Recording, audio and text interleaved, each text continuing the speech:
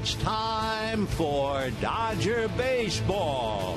Live from Dodger Stadium, Sportsnet LA presents the Dodgers as they take on the Texas Rangers.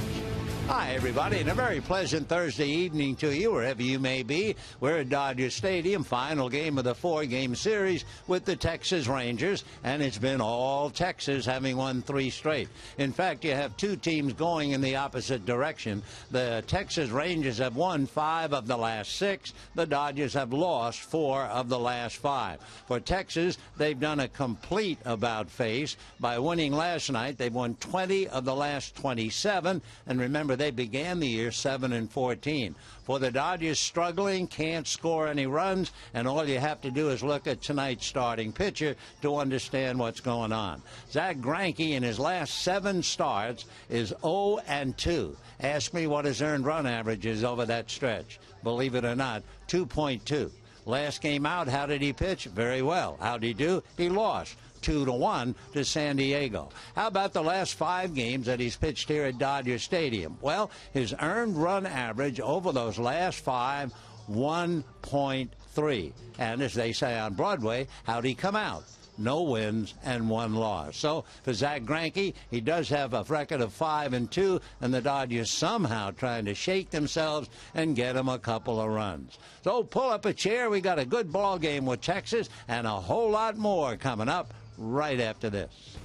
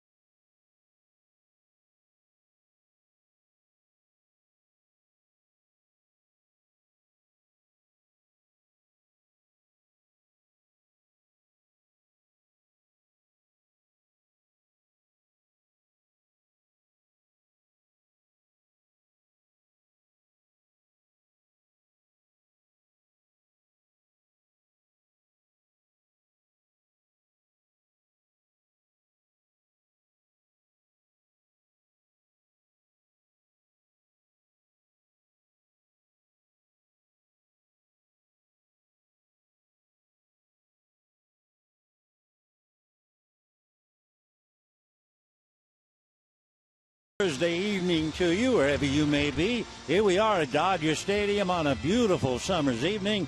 Zack Greinke going to the mound in quest of his 6th win, and the Dodgers trying to maintain at least a 2.5-game lead against the San Francisco Giants. The Giants, by the way, are up in Seattle playing the Mariners. It'll be Ryan Vogelsong against the rookie Mike Montgomery. Vogelsong slumping. He was 4-0, now 0-3. Angel Pagan is struggling, so the Giants and the Dodgers have a lot in common. They're having trouble scoring runs. For the Dodgers, Zack Greinke trying to lead them out of the abyss. They have been struggling with 3 games lost, 4 of the last 5 lost, and they've been playing a very hot Texas Ranger ball club. Jimmy Rollins back in the starting lineup, hitting 8, and back at shortstop after a day's rest. And the Dodgers need his defense. Meanwhile, Jeff Bannister, the skipper of Texas, they are 2.5 games out of first place. And we can take a look at Jeff's lineup, and it reads this way. Shin-Soo Choo opens up in right field. Rougned Odor will be at second base. Joey Gallo, who had a monstrous home run last night, is in left field. Mitch Moreland will be at first base. Elvis Andrus at short.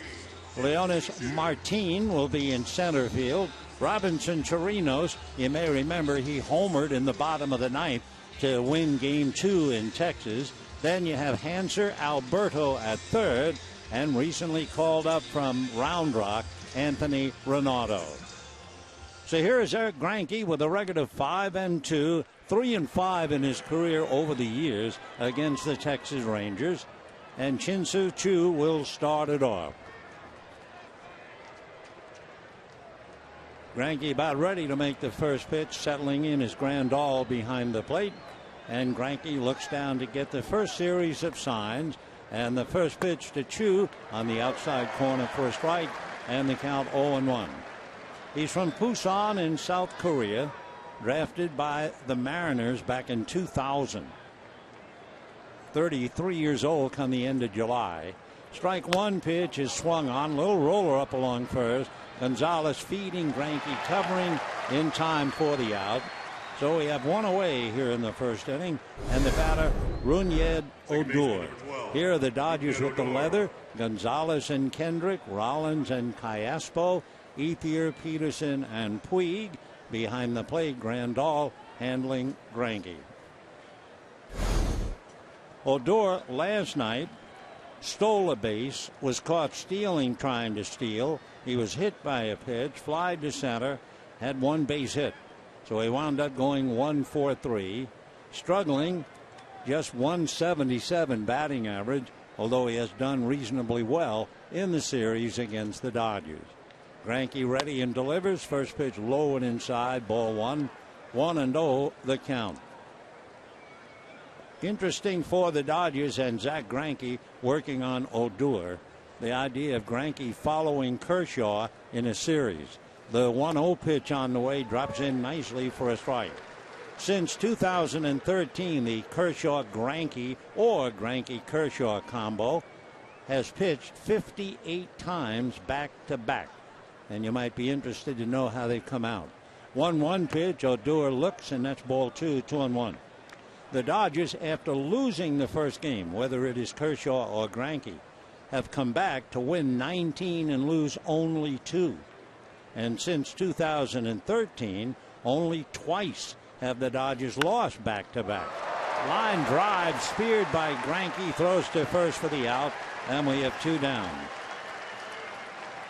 Last night's Rangers win over Clayton Kershaw was the first against a Cy Young winner since they beat Felix Hernandez back in 2011. So anyway, you've been thinking about Greinke and Kershaw and Greinke. That pitches pretty much. And the Dodgers have only twice lost back-to-back with that combination. So 2 down, first inning, and here's Joey Gallo, who hit a monstrous home run last night, 439 feet, and more than that, a mile high.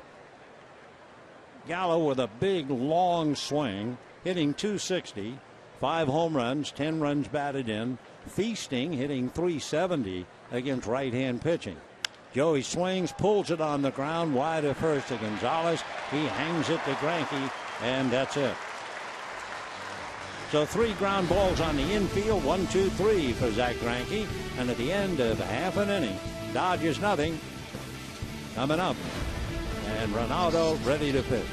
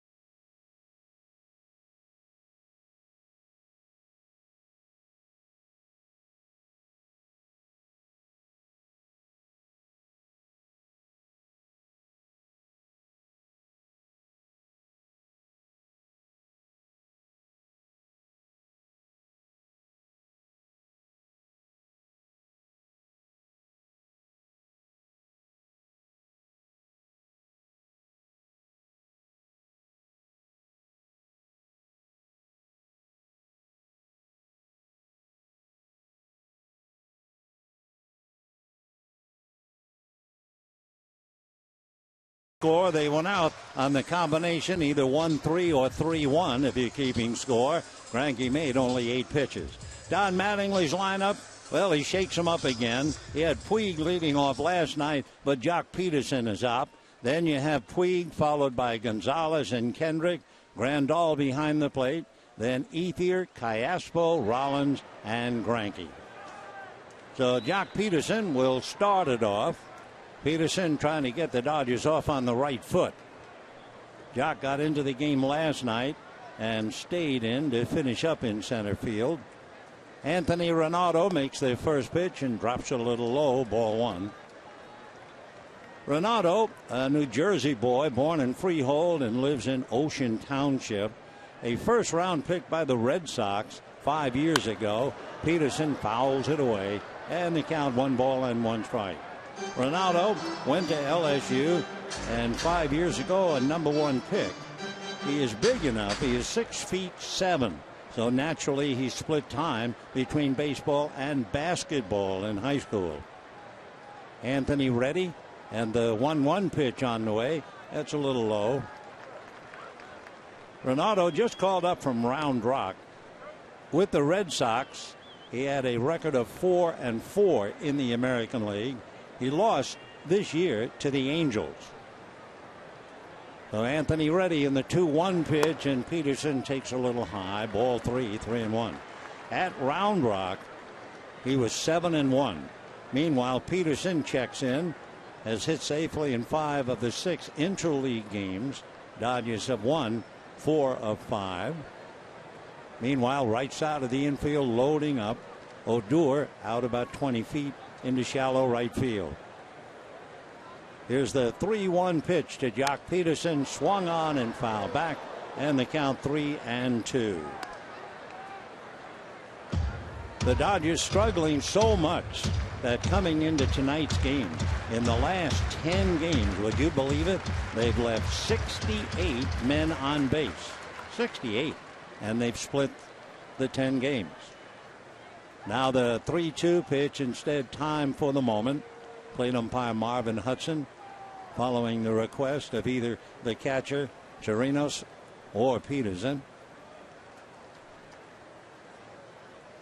Ronaldo ready. The tall right-hander at a set position. Turns and comes to his hitter, and it's pop foul out of play. 91-mile-an-hour fastball. Ronaldo, back in 2010, signed by the Red Sox. Didn't do much for them until 2014. He had a record of 4-3.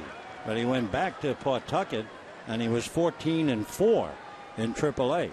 3-2 pitch is foul back again. Basically, Renado's fastball has been clocked as high as 97. He has what they call the spike curve, slider, and a changeup. For a couple of years, Anthony's curveball was considered the best in the Red Sox organization. He's a fly ball pitcher, they tell us. And the big guy ready and delivers. Fastball swung on and missed. So Jock Peterson goes down on a 92-mile-an-hour Swiftie, and just like that, one away. Let's take a look at Texas defensively, and they have Mitch Moreland and Runyed Odor, Elvis Andrus and Hanser Alberto, Joey Gallo, Leonis Martin in center, Shin-Soo Choo, Robinson Chirinos behind the plate, Anthony Renado on the mound. So here's Yasiel Puig. Last night he hit the very first pitch over the third base bag for a double. This time he looks at a high breaking ball that dips in nicely for a strike, and the count 0-1. Puig had the double. He had a walk, struck out, popped up, and flied out. Now the strike one pitch on the way, check swing foul, and just like that, Puig finds himself no balls and 2 strikes. Renado, they say, is a fly ball pitcher. He gives up a lot of home runs. We'll see about how that works as he faces the Dodgers, who are hungry for home runs at least. Strike 2 pitch on the way is hit inside first and down the line. And Puig on his way for the second. Shin-Soo Choo coming up with it, and Puig's going for 3, and he's going to make it easily standing up.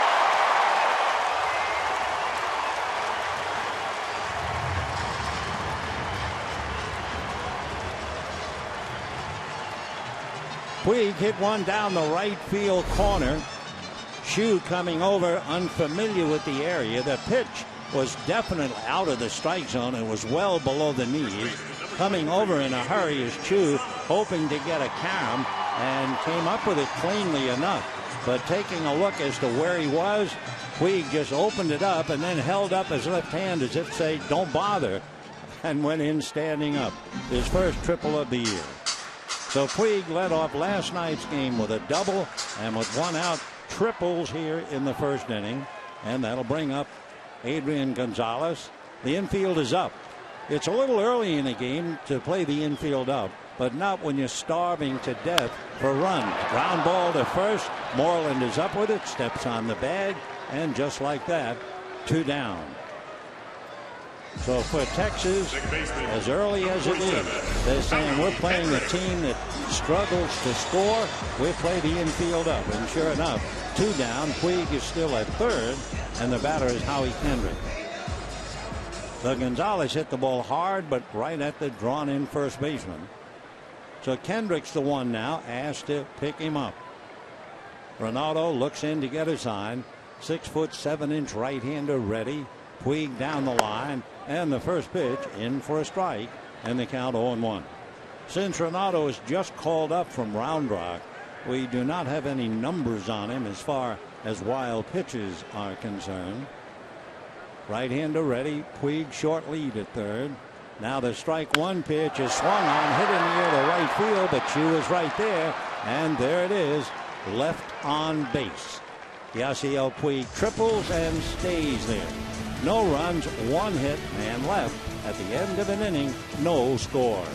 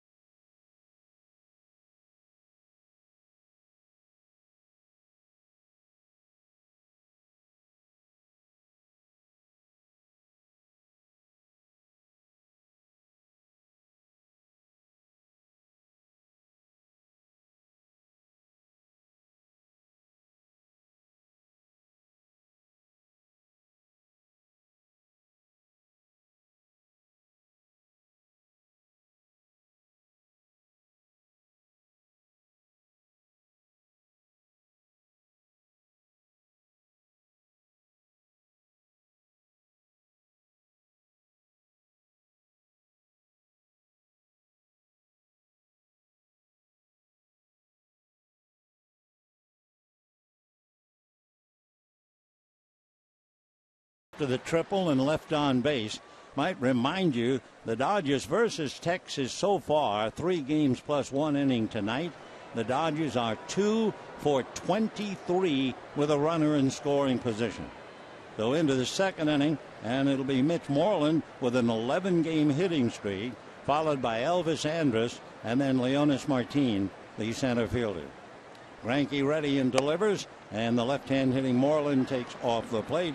1 ball and no strike to Mitch. Making his debut here in Los Angeles, certainly played in Texas, hitting .307 with that 11-game hitting streak.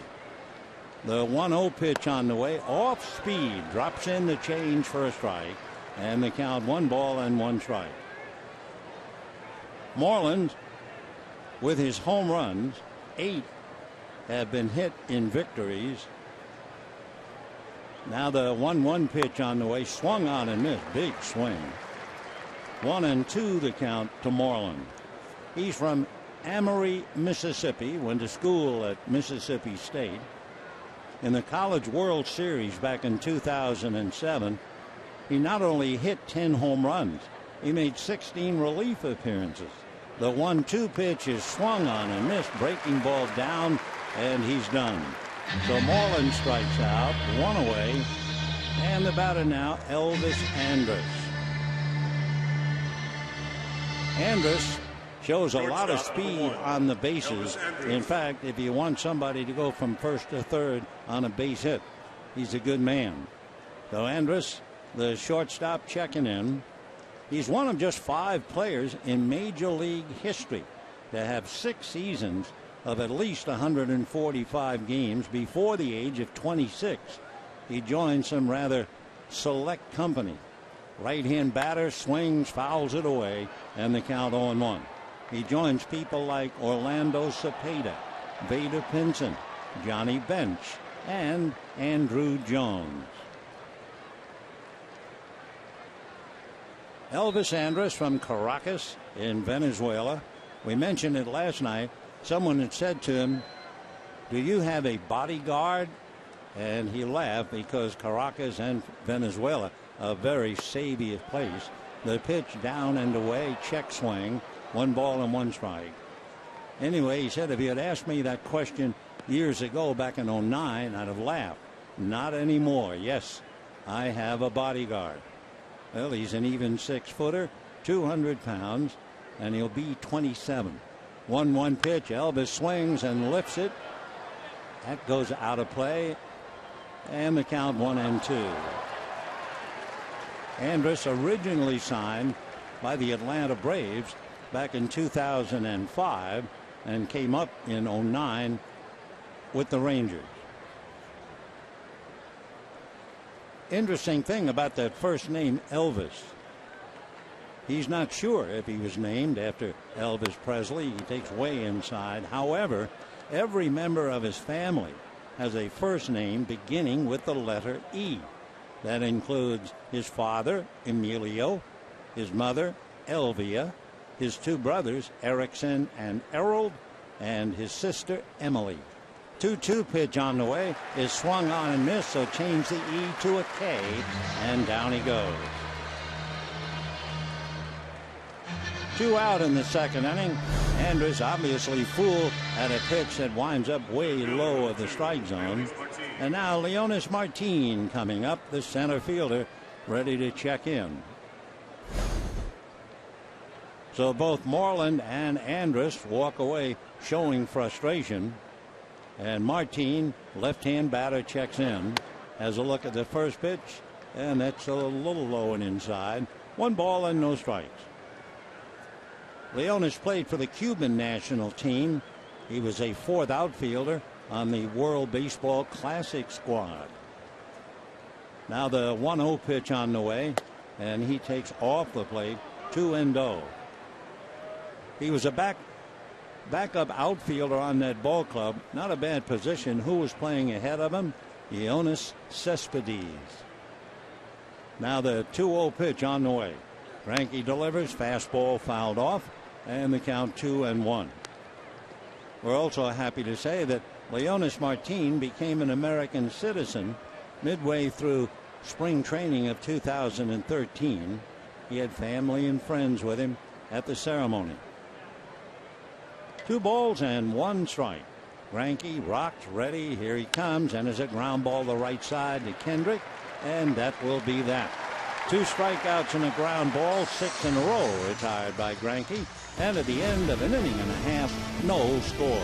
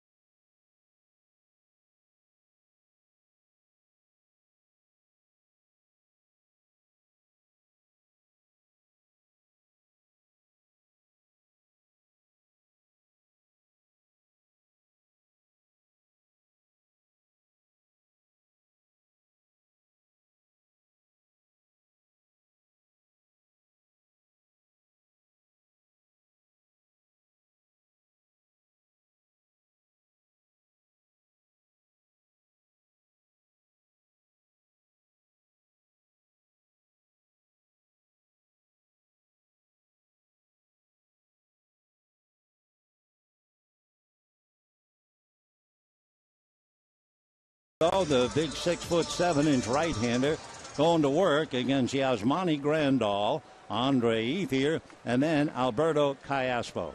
I've been thinking about it coming to the ballpark tonight under the heading "My How Time Flies," and it's a true story, which we should drop in early. It has to do when the Dodgers they didn't realize what a headline trade it was, but you may remember when they traded Pedro Martinez. They thought he was not big enough to be a starting pitcher, and they traded him to Montreal for an infielder, second baseman named Delino DeShields. The 1-0 pitch, Grandal takes a strike, and the count 1-1. Delino DeShields Jr. is a member of the Texas Rangers. He is on the DL with a left hamstring stain, and yes, he is the son of Delino DeShields. The pitch to Grandal in for a strike, 1-2.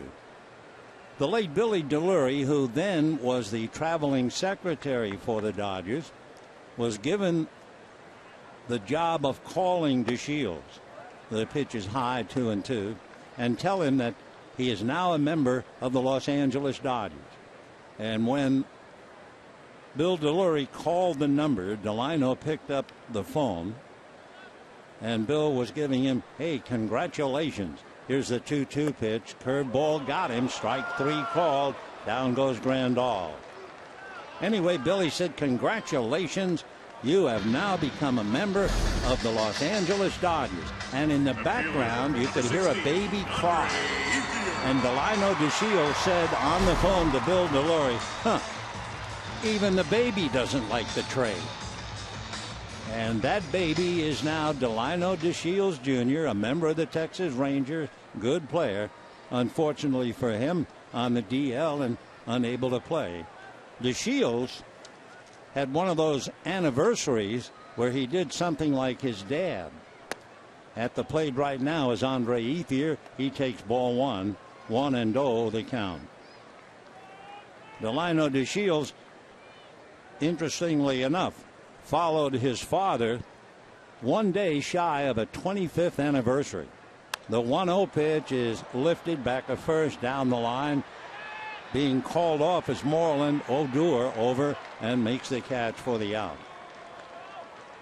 Back on April the 9th, 1990, about 2 years before Junior was born, the elder DeShields went 4 for 6 for the Montreal Expos in his first big league game.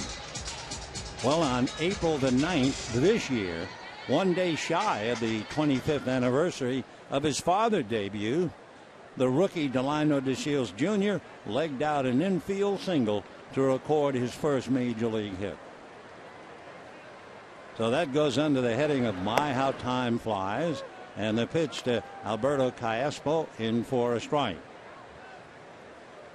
2 down, second inning, no score.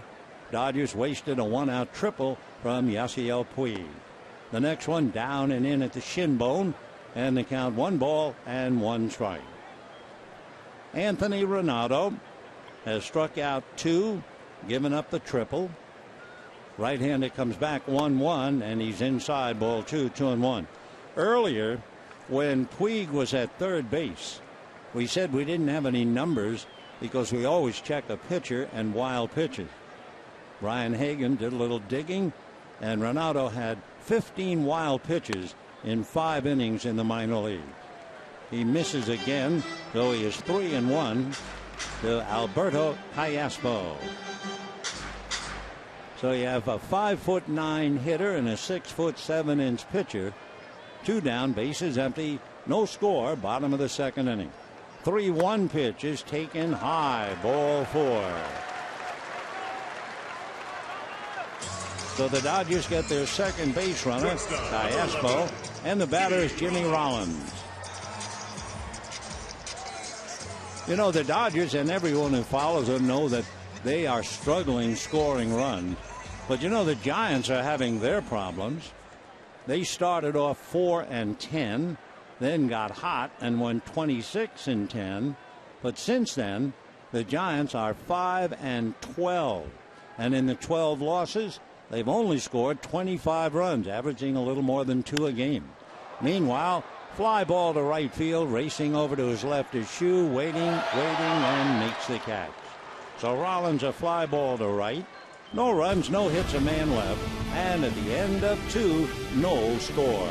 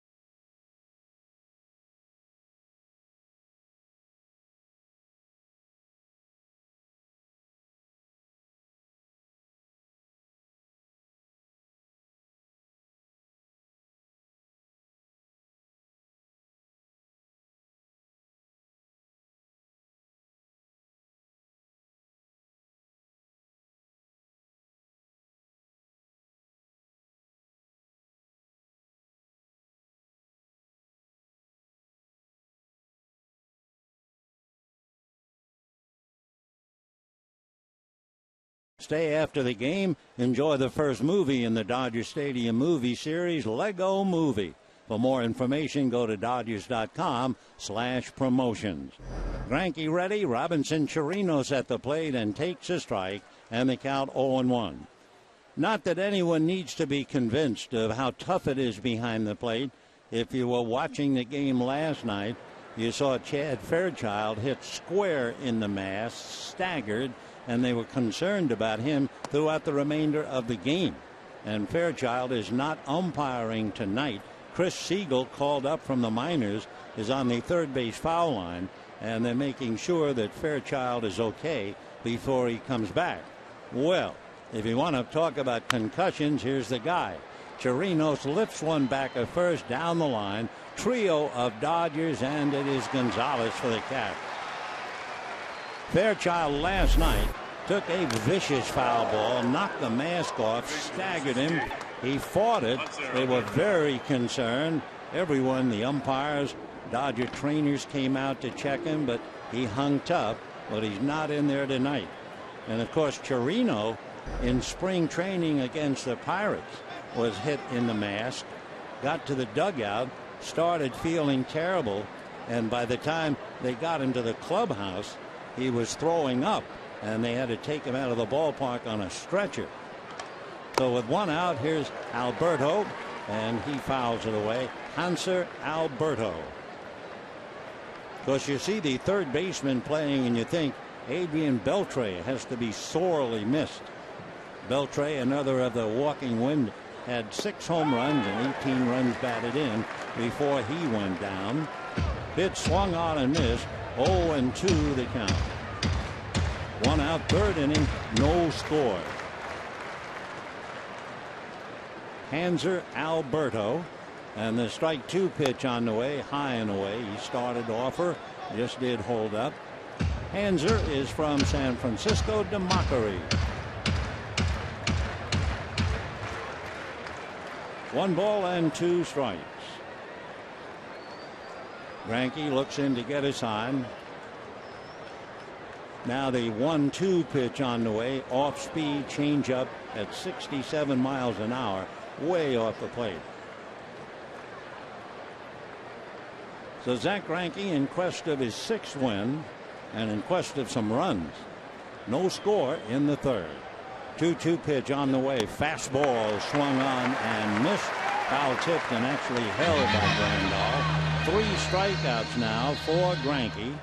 And the batter will be Anthony Ronaldo, who at least gives you that 6'7" strike zone. And a couple of youngsters, if they are not right out of a Damon and Pythias. Yes, guys, we'll see you on the field. Oh, is that great? Meanwhile, Ronaldo takes high, ball 1. Has to be high with him. 2 out, third inning, no score. Final game with Texas and the Giants coming in tomorrow. The 1-0 pitch on the way. Greinke delivers and finds the zone, and a 1 ball, 1 strike count. The pitching, Chris Heston of no-hit fame, will be on the mound for the Giants tomorrow night against Mike Bolsinger. Saturday at 4:15, Tim Hudson and Carlos Frias. The 1-1 pitch way off the plate, ball 2. And then Sunday at 5:05, it'll be Tim Lincecum and Brett Anderson. So the Giants are coming 2.5 games back, and we'll keep an eye on that ball game tonight. They're up in Seattle. 2-1 pitch on the way, swung on and missed. 2-2 the count to Ronaldo. Shin-Soo Choo out on deck, the right fielder. Texas started the year in April, 7 wins and 14 losses. But since the 1st of May, they've been tremendous. 2-2 pitch, swung on and missed. Down he goes. 4 strikeouts for Greinke. Texas 29-16 since May 1, and 16-3 on the road. And at the end of 2.5 innings,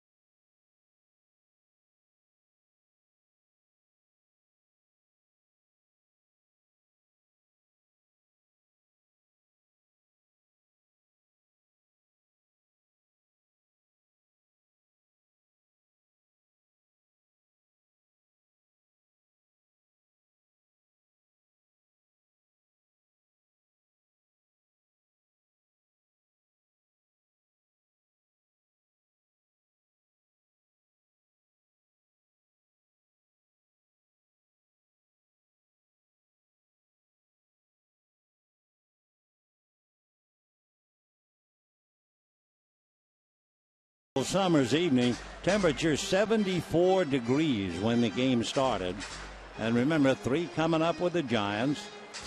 7:10 tomorrow night, 4:15 for Saturday's game, and then 5:05 for Sunday. Then the Dodgers go out on a long road trip. Chicago, Miami, and Arizona. They don't come home until they play the Mets on the 3rd of July. Zach Greinke leads off, takes a strike, and they count 0-1. By the way, the Giants, as we said, started 4-10, then got very hot, went 26-10, and they're now struggling. 5 wins, 12 losses. Greinke takes another strike. Well, the Seattle Mariners messed up a potential inning-ending double play ball. That opened the door, and the Giants scored 3. So they're in the 2nd inning in that game. Giants 3, Mariners nothing. Strike 2 pitch on the way. Ground ball to short. Nice big hop for Anders, who has plenty of time to throw him out. 1 out in the 3rd. Jock Peterson coming up. Number 31. Peterson struck out opening up the ball game. Ronaldo has 2 strikeouts. Meanwhile, Greinke has struck out 4. So Peterson checking in, began the game at 252, 17 home runs, 33 runs batted in. Jock in and out of the box. 1 out, bottom of the 3rd, no score.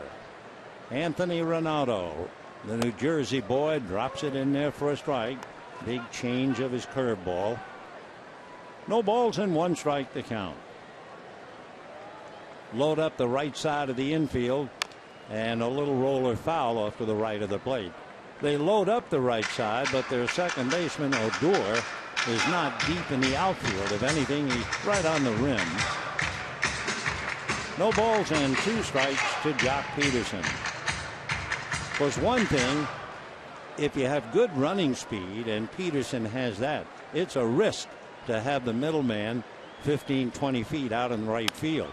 High fly ball to right field. Going back is Chu, but he's just about on the track, right on the edge, and makes the catch for the out. So it was playable when it left the bat. And we have 2 down here in the 3rd, and the batter, Yasiel Puig. Yasiel Puig tripled in the 1st inning, but leave it to Yasiel. Even as something as ordinary as a triple, he always seems to do something. So he rounded second, was 3/4 of the way to third base. He knew there was no play at third, and he actually held his hand up like a stop sign and say, "Don't bother, I've got the bag, no reason to throw here." The pitch to Yasiel is high, ball 1. 1-0 the count. Yasiel Puig hitting .325. That was his first triple of the year. Ronaldo ready, and his 1-0 pitch on the way is swung on and missed. Here's the play if you're watching on TV. Puig will hit one in the right field corner, round second. He knows he has the game, so he holds up his hand. Don't bother. I've got this without a throw. Always something a little different. The 1-1 pitch on the way. Fastball, good one at 91. 1-2 the count. Puig kind of looks out, curls the corner of his mouth down. I'm not quite sure to interpret that. Here's the 1-2 pitch on the way, and that's up and in. 2-2 the count. Because the other night, Puig was flattened late in the game. That was the game that he had led off with a double. All right, the 2-2 pitch coming up. 2 down, bases empty, no score in the 3rd. Ronaldo delivers another foul ball off to the left. 2-2 to Yasiel Puig. Prince Fielder hit that home run to left field on a 3-0 pitch last night. Takes a look as Puig takes low, and for Yasiel, 3-2 the count. By the way, when Prince Fielder hit that home run 3-0. It was the 5th time he's hit a home run 3-0. You know who leads? Albert Pujols with 7. Here's the 3-2 pitch coming up. Swung on, hit in the air to center, charging in and then jamming on the brakes is Martin because the ball started to take off. So Puig carries the bat to first base. Down go the Dodgers. And at the end of 3, no score.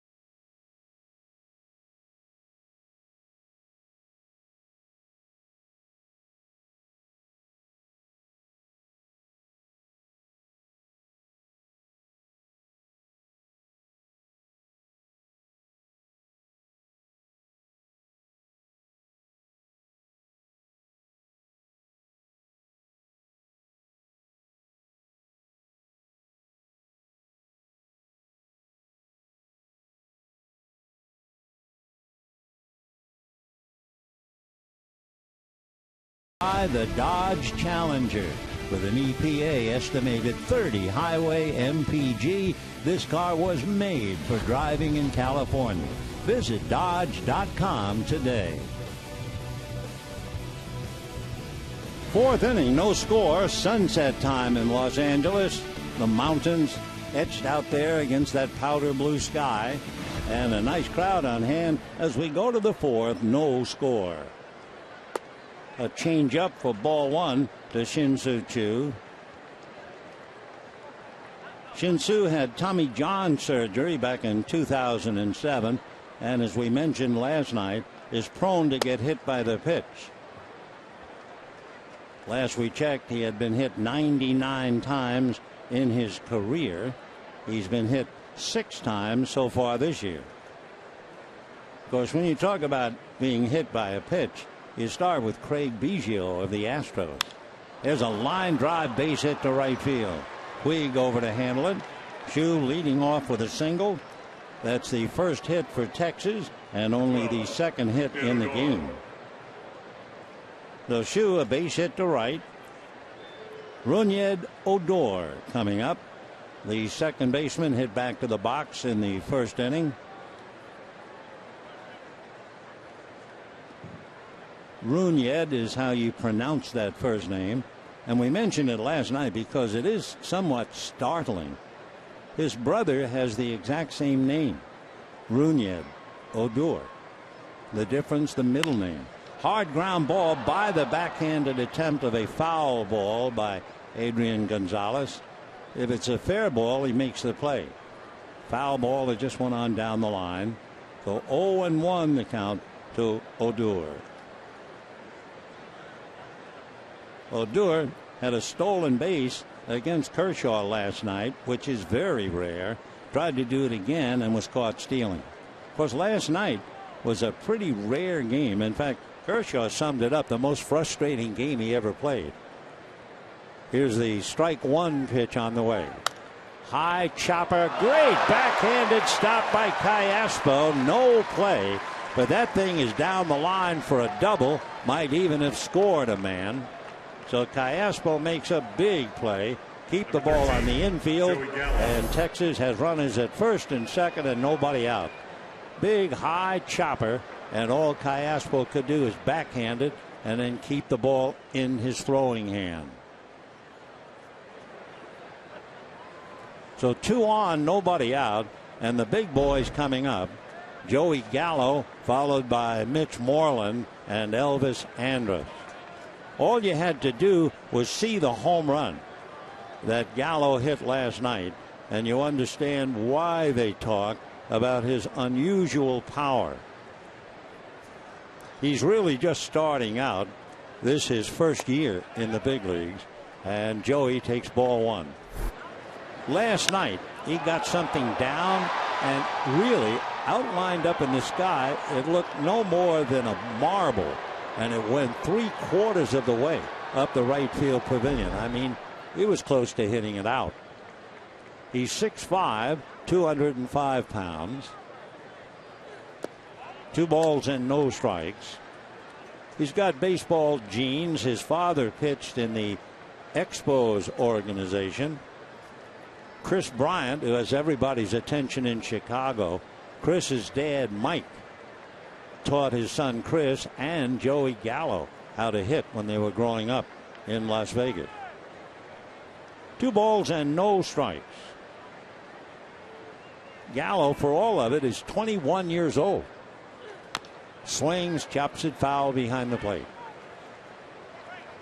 21, he'll be 22 the middle of November. Over in Las Vegas, they don't talk about Joey Gallo, the ball player. They say, there's Joey Gallo. He took Greg Maddox's daughter to the prom. Big deal. 2-1.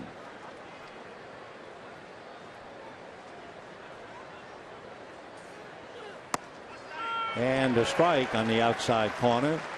2 balls and 2 strikes. When Gallo was in high school, everybody realized he had the unusual power. He hit 65 home runs when he was in high school. Went to school at Bishop Gorman over there in Las Vegas. 2 balls, 2 strikes, 2 on, nobody out. 4th inning, no score.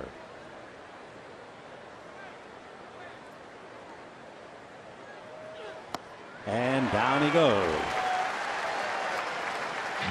So Gallo strikes out. That would be 5 strikeouts for Zach Greinke. 1 out. Mitch Moreland coming up. It was low and just off the plate. The Gallo big swing comes up empty. So 1 out. Mitch Moreland with that 11-game hitting streak checks in. He struck out leading off the 2nd inning.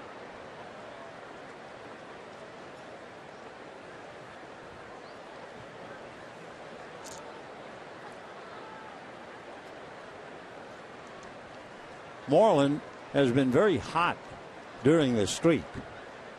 Faked by Greinke.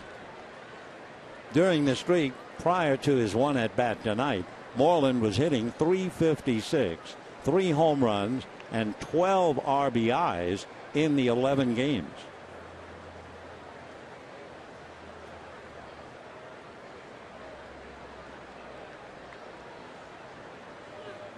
Moreland, in his young careers, he takes ball 1. Had yet to hit a home run against a left-hand pitcher in his career, and he came up against Jonathan Sanchez, the left-hander for the Giants. Game 3 of the 2010 World Series, he hit a 3-run home run. The first left-hand batter in Major League history whose first home run off a left-hander came in the World Series. That's Mitch Moreland. Moreland from Mississippi. Mitch is 6'2" and about 230. And ground ball to the hole. Nice pick by Howie Kendrick, and they get a force play. So a couple of big plays. One by Cayaspo on the ball hit by Odor, and now this one by Kendrick. It comes up with a second out, and it prevents a run. Chu is now over at third. So nice play by Howie Kendrick. Ball hit to his glove side, and he makes an off-balance but accurate throw to Jimmy Rollins, who is upended by Odor. Of course, that's okay. If you're an infielder and you upend an infielder, that's fine. if you're some big outfielder and you knock a shortstop into left field, they get a little annoyed. So 2 down, big play. And here is Elvis Andrus. 2 out in the inning, no score. Fly ball to right field. Puig was shallow. He has to go back a bit, but one-hands it. And that's it. So despite first and second and nobody out, Texas comes up empty. And at the end of 3.5 innings, no score.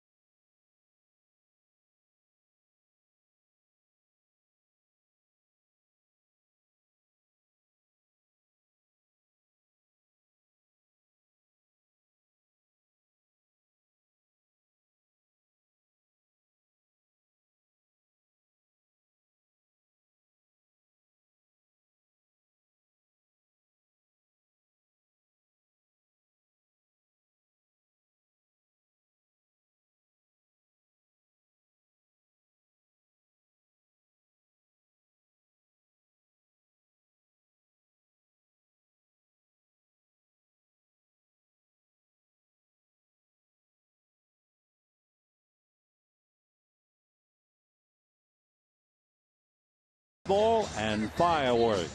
July 4th at 4:15, Dodgers and Mets.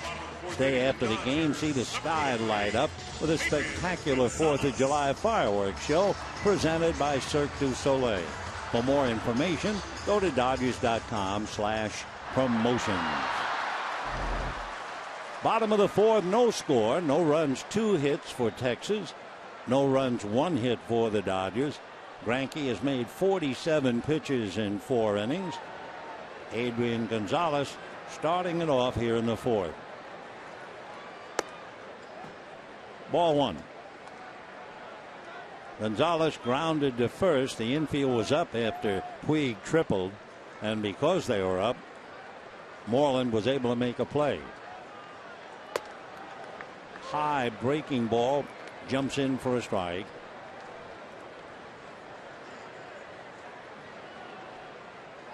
It had to be a slider the way it broke at the last minute. 1 ball and 1 strike. 2-1 the count.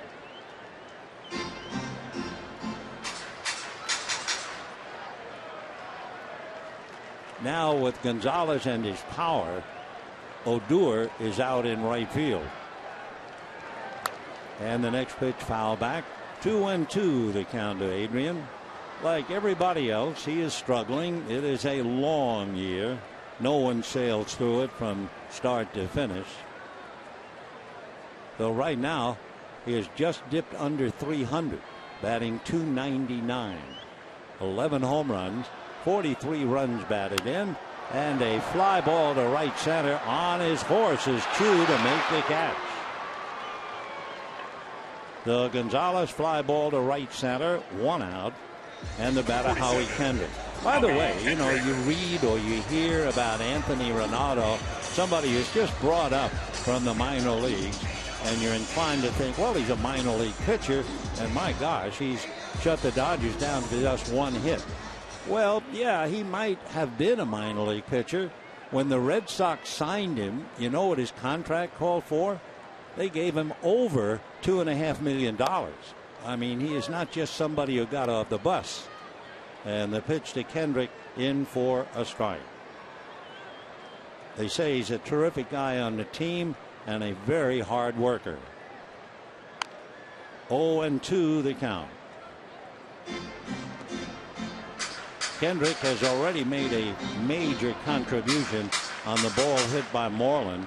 It was heading for right field, and Texas was heading for a run. And Howie made the play. No balls, 2 strikes.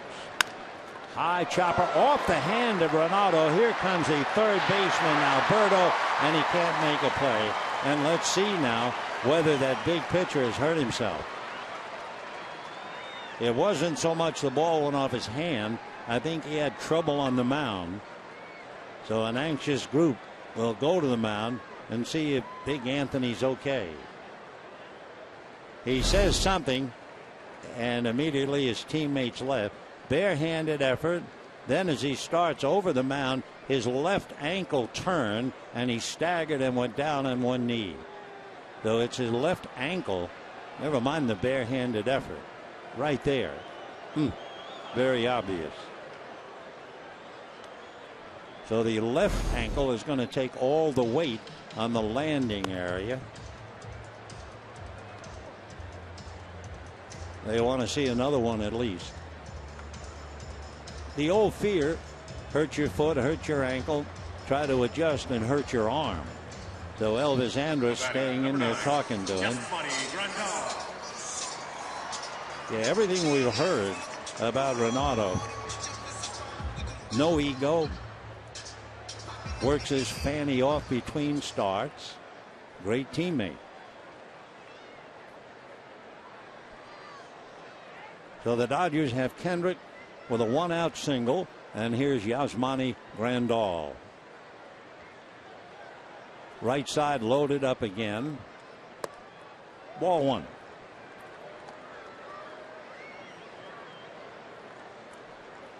Dodgers have 2 hits, a triple by Puig with 1 out in the first inning, and the 1-out single now by Kendrick. Rangers had back-to-back singles with nobody out in the 4th inning and failed to score. A big play. That was by Hyaspo on the ball hit by Odor.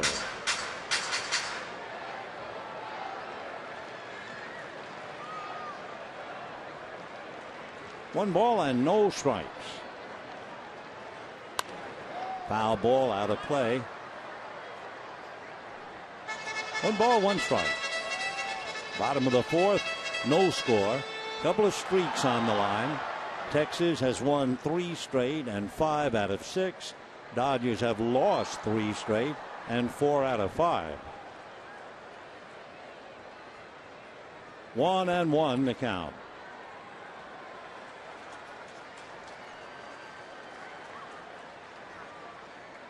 Fastball fouled away. 1-2. His fastball is certainly not overpowering. It's 91, but he does keep it down. They had his fastball clocked at 97, but we haven't seen anything like that. Not yet. 1-2 to Yasmani Grandal.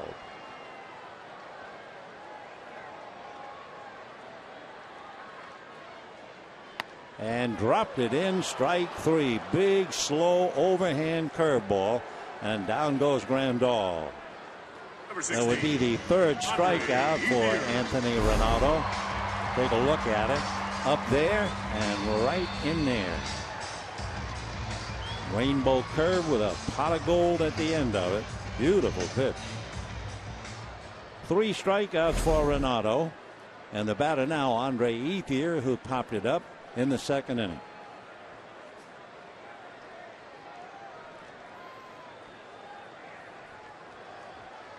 Two out, 4th inning, no score. Kendrick taking a cautious lead at first. And ball 1 to Ethier. Howie Kendrick has stolen 2 bases. He has also been caught twice.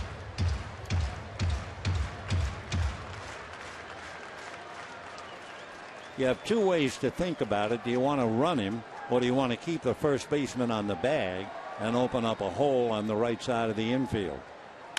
Ground foul right by Davy Lopes. 1 ball and 1 strike. One of the things the Dodgers have to prove to themselves, you know the old story, you stay above 500 and win at home, and you play 500 ball on the road. Well, the Dodgers are 6 games under 500 on the road, and they're going to have 4 in Chicago, 3 in Miami, and 3 in Arizona before they get back here. 1-1. Ball 2. A bluff by Chirinos. 2-1. Robinson with a left-hand hitter up, and like all catchers, you use the left-hand hitter as a screen. But Kendrick is really not taking that kind of a lead. Howie held on by Mitch Moreland. 2 out in the 4th, no score. 2-1, you're not thinking so much steal. You certainly are thinking hit and run. And Callaspo on deck.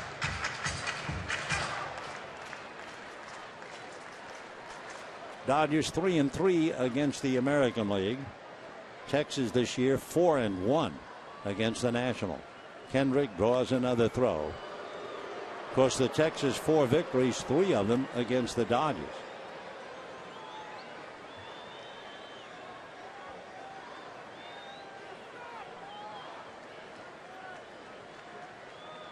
So we'll see if they run him 2-1 with 2 out. Kendrick is not going. And ball 3. So now you have your option. Do you want to play hit and run 3-1? Or run and hit, where the hitter is no longer obligated to swing. Certainly not obligated to swing at ball 4. Callaspo on deck. We'll watch Kendrick. He is not gone.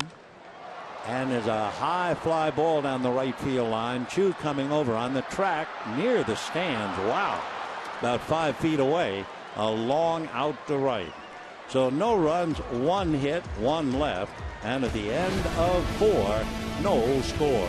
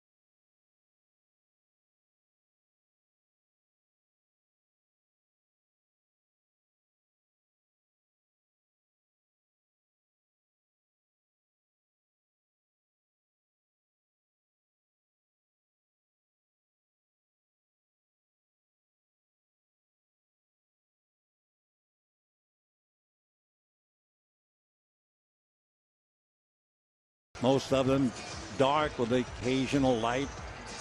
The stars are still in the sky. And a reminder, don't forget, connected with Director of Player Development Gabe Kapler discussing maintaining the health of the team. There'll also be a native Angelino talking about his childhood memories here in Chavez Ravine. So don't miss Connected with Gabe Kapler, Saturday at 8 on Sportsnet LA. No score in the 5th inning. Leonis Martin, ball 1. The Rangers' record on the road is in direct contrast to the Dodgers on the road. Remember, we told you the Dodgers are 6 games under 500 on the road. They've won 12, they've lost 18. Jeff Bannister's club has the most victories on the road in the majors. They are 21 14. 1 ball, 1 strike. 1-2. We mentioned it last night. Jeff Bannister appeared as a pinch hitter playing for Pittsburgh. Got a base hit for the pitcher, Doug Graybeck. Came out of the game and never played again. And it made me think of the Dodger mastermind, Walter Alston, who was in the St. Louis Cardinal organization. Came up, had 1 at-bat, struck out, and never played another game in the big leagues. But number 24 is in the Hall of Fame. Fastball takes care of Martin. That would be the 6th strikeout for Zach Greinke. What Greinke has done is one thing. What he has to show for it is another. I mean, he has been fabulous and yet has nothing to show. Last 7 starts, his earned run average is 2, and he doesn't have a victory. He's 0-2 in each of his last 5 starts at Dodger Stadium. His earned run average is 1.3, and his record is 0-1.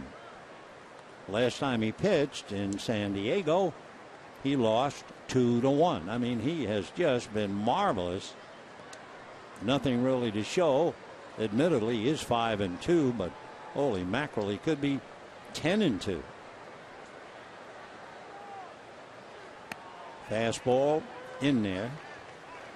1-1. Robinson Chirinos. Remember the other night in Texas? Justin Turner hit a home run with a man aboard to tie it up. Chirinos came up in the bottom of the 9th and hit the pitch out, and Texas won the game 3-2. Check swing, and down he goes, and hit him on the check swing. So he'll go to first base. Remember, if you have a full swing and you're hit by the pitch, it's a strike. But he held up right there, and it got him. Striding in, he was locked. He had nowhere to go, and he is slowly walking to first base. The Chirinos hit by the pitch, and that'll bring up Hanser Alberto.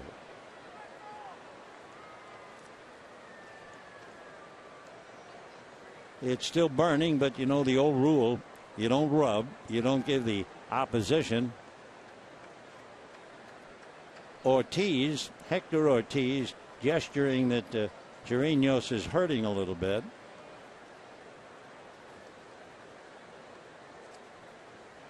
So timeout for the moment.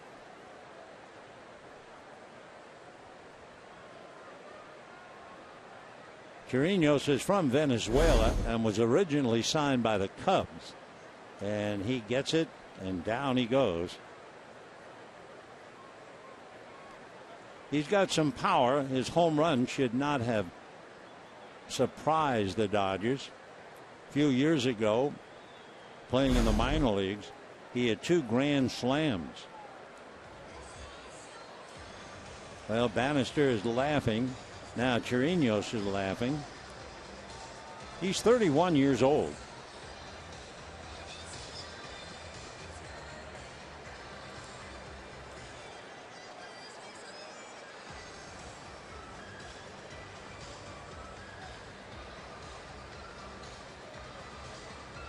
Chirinos can play a little first and third as well, so he could be very valuable over the long haul.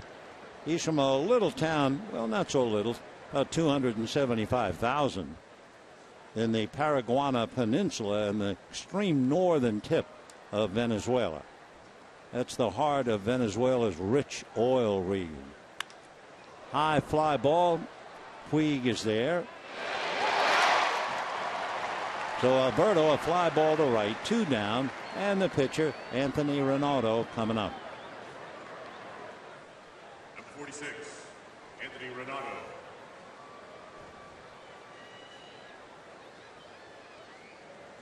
Greinke, by the way, in hitting Chirinos, has hit 3 batters. That's all.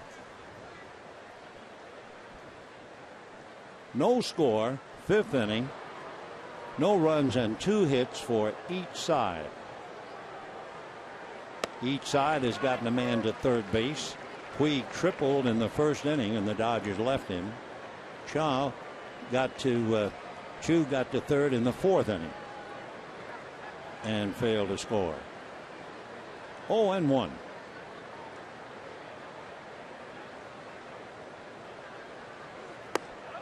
Boy, he was late, but he is a pitcher. 0-2.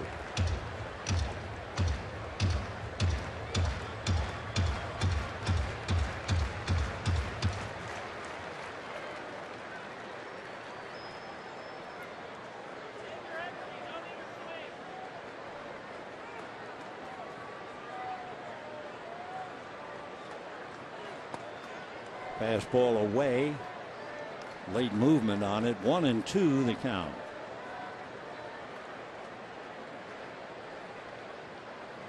Chirinos at first. 2 down, fifth inning, no score.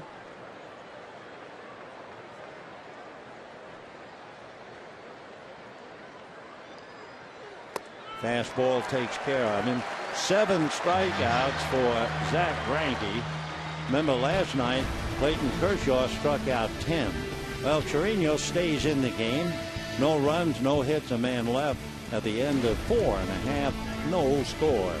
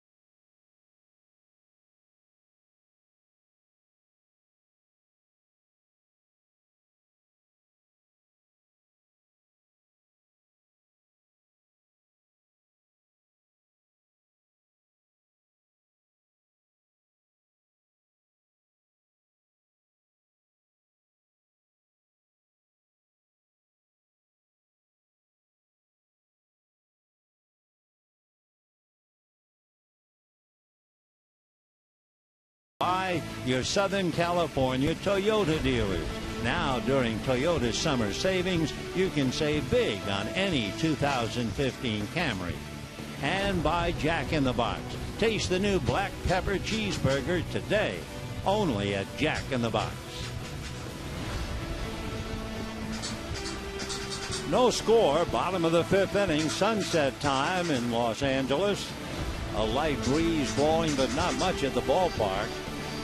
The flags atop the roof are in motion, but in dead center field, not a zephyr. Bottom of the fifth, it'll be Callaspo, Rollins, and Greinke. Dodgers trying to manufacture a run any way they can. Hard ground ball. Nice pick by Odor, but his throw is too late. Callaspo, batting left-handed, is able to beat it barely. Well, one way or another, Callaspo made a big play against Odor, holding his ground ball to a single. Odor couldn't get much on his throw, and Callaspo, with a last-second lunge, is safe at first.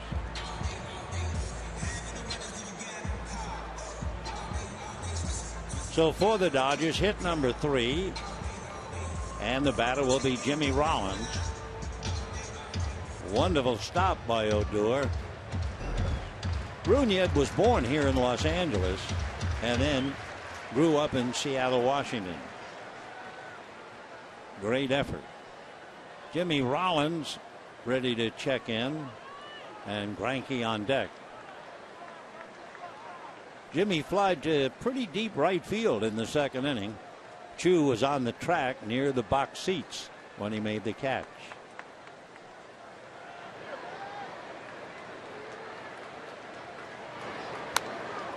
Oh, and 1. Rollins, as you know, a switch hitter, came into the game hitting 194 left, 220 right. He has 7 home runs, 6 of them hit left-handed. No balls, 1 strike. And 1 ball and 1 strike. Rollins, of course, when he came to the Dodgers, was a leadoff man. Back when he was the MVP back in 2007, he led off. And he led off for quite a while. But then he stopped hitting, kept moving down in the lineup.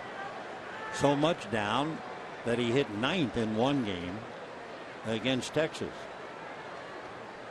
1-1. High foul out of play, 1-2.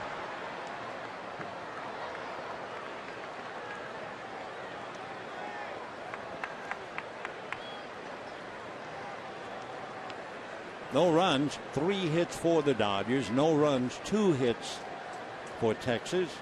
Each team has had 1 runner reach third base. Beautiful evening and a nice crowd enjoying it all. 1-2 to count.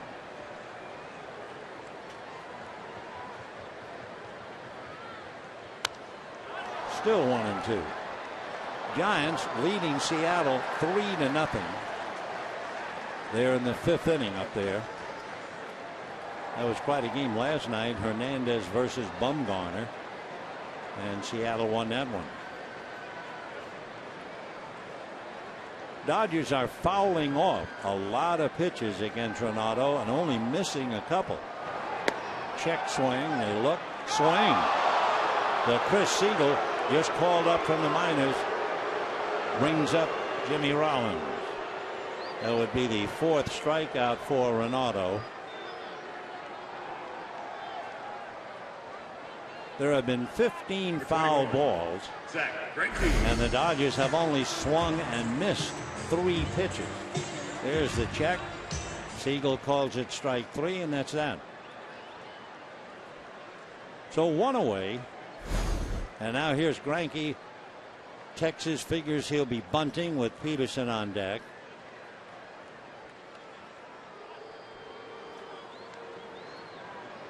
Callaspo has not been involved in a stolen base.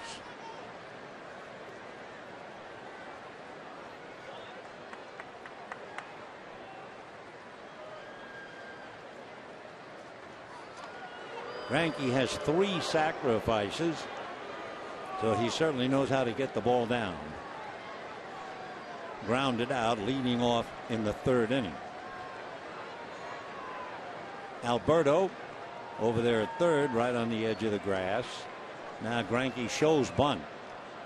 Pulls the bat back, takes a strike. 0-1. Marvin Hudson is the plate umpire. And of course, following Chad Fairchild, who took that terrible shot in the mask, it's only right to know that Marvin Hudson in college was a baseball player. He was a catcher. So he's worn the mask a long time. The bunt is down. Renato's only play is to tag Greinke. Down to 2nd goes Callaspo. And that'll bring up Jock Peterson. 4 sacrifices for Greinke, who does everything right. Remember, he was a Cy Young winner, Gold Glove, Silver Bat. Though he gets 5s, Dodgers now have a runner in scoring position. And the batter, Jock Peterson, who has struck out and flied to right.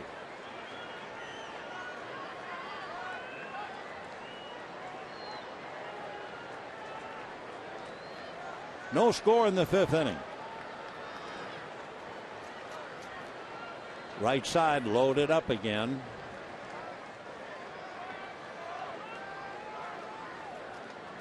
Outfield shaded to right. And ball 1.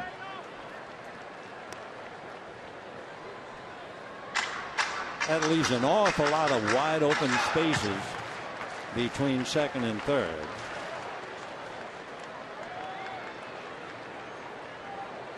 One ball and no strikes.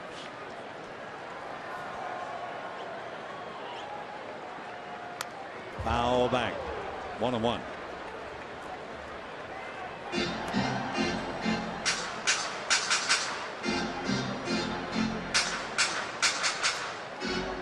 Giants will be here tomorrow night, and the Dodgers certainly have a lot making up to do. Giants have beaten the Dodgers 7 out of 9. Dodgers won 2 out of 3 here, but lost all 6 in San Francisco. 1-1. Ball 2. Elvis Andrus trying to bird dog Callaspo a little bit, take some steps away from him at second base. Callaspo trying to take that lead again. 2-1 the count. Off speed and missed low and inside. Ball 3. Waiting on deck, Yasiel Puig.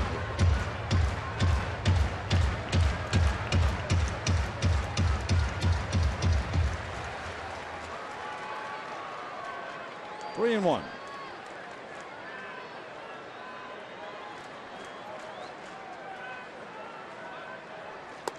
And that's high. Ball 4. The Dodgers have first and second with 2 out. Mike Maddox going out to the mound. Mike at one time pitched here for the Dodgers, the brother of Greg Maddox. Mike was a Dodger back in 1999. Reynald first talking to his catcher, Chirinos.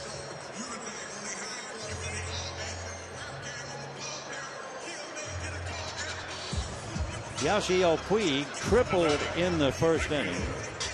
Lined out in the third inning, carrying his bat to first base. So although he hit it pretty hard, he knew it was at somebody. So he comes up hitting .321.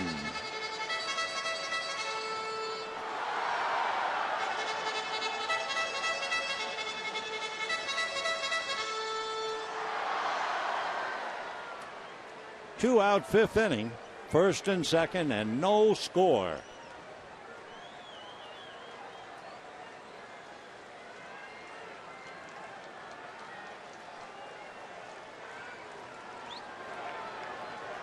Ronaldo has made 70 pitches, 13 so far here in the fifth inning.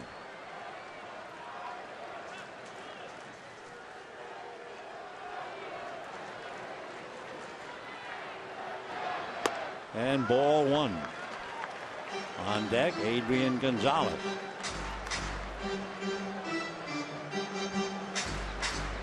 Dodgers have had a man on base in 4 of the 5 innings. They were retired in order only in the third.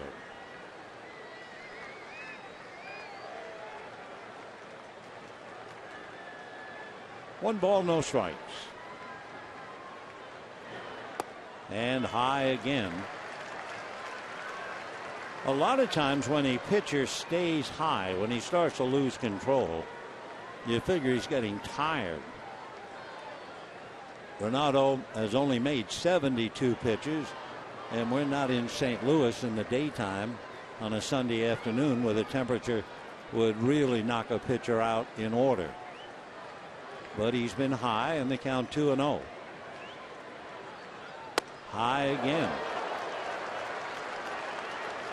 Now with Puig and his power and the way the Dodgers have been and the way he has hit the ball, it would certainly not be a surprise if the Dodgers green light him 3-0. Mike Maddox getting somebody up in the bullpen.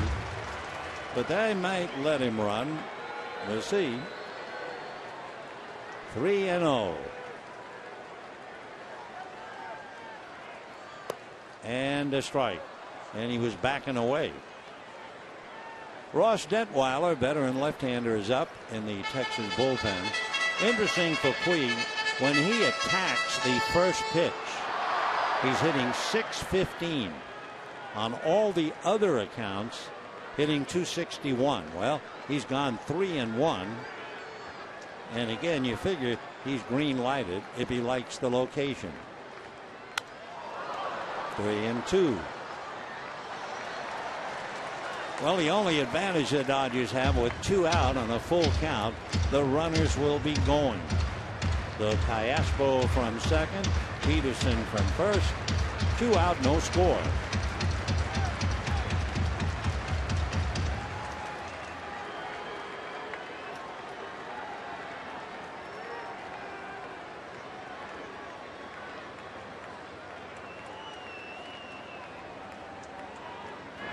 Runners go. Line drive right at center fielder Martin. So that's twice. Puig has hit the ball sharply, but right at the center fielder. No runs, 1 hit, 2 left, and at the end of 5, no score.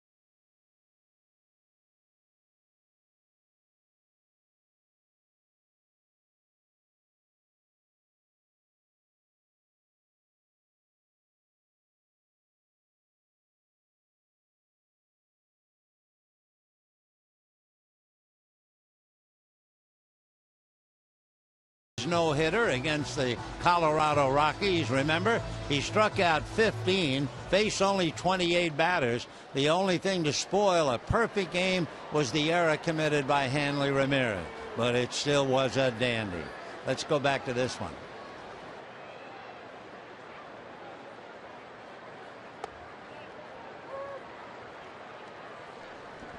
Oh, and 1 the count. Shin-Soo Choo grounded out, single to right.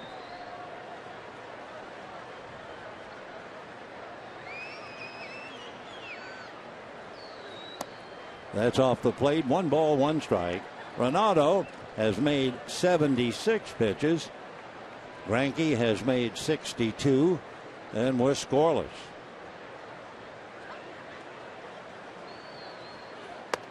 That's a strike. Another footnote on Clayton's no-hitter.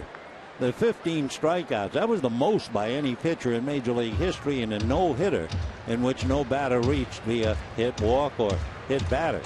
The previous mark was 14. Knapp Rucker, Matt Cain, and of course Sandy Koufax. 1-2. Comebacker. That Gold Glove on the mound makes it look easy. 1 away. Just to remind you of that night here against Colorado, kind of a flashback. Second baseman, Rougned Odor. B.J. LeMahieu, the rest of the Rockies going down, and he did it. And his teammates out to mob him. Big night 1 year ago this evening. A.J. Ellis, who caught that no-hitter, I'm sure has plenty of memories. Off speed, breaking ball drops in for a strike to Odor.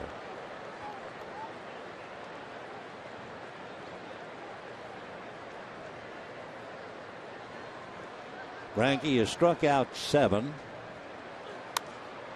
And the count 0-2 now on Odor.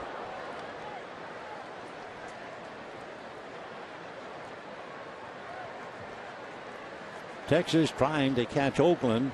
They're 2.5 games back.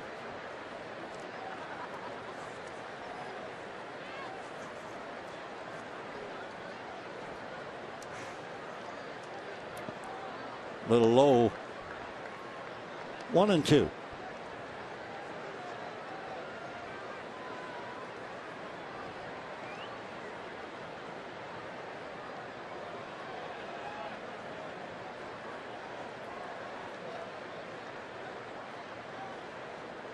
Odor 5'11", but gets smaller when he's at the plate. Howie Kendrick, plenty of time. So 2 down in the 6th inning, and the batter will be Joey Gallo. Gallo at 6'5" had that long swing when he hit the home run last night. Grounded out and struck out tonight. I don't know if you saw the clips at all. Last night, Anthony Rizzo, the big left-hand hitting first baseman of the Cubs, hit a home run. Well, there's nothing new in that. But his swing on a pitch down around the knees, believe it or not, Anthony Rizzo's left knee was on the ground in his follow-through as he hit a monstrous home run. 1 ball and no strikes. And ball 2. There is Adrian Beltre. Boy, he is missed. What a great teammate he was with the Dodgers. When he was with the Dodgers one night in Milwaukee, they scared him to death, telling him about his hotel room was haunted. 2-0.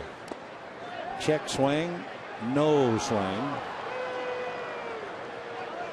Well, in this kind of a game, Gallo with his power. Adrian Beltre, what a marvelous player. What a terrific teammate. There he is, 18 years. That's hard to believe. And that's a strike.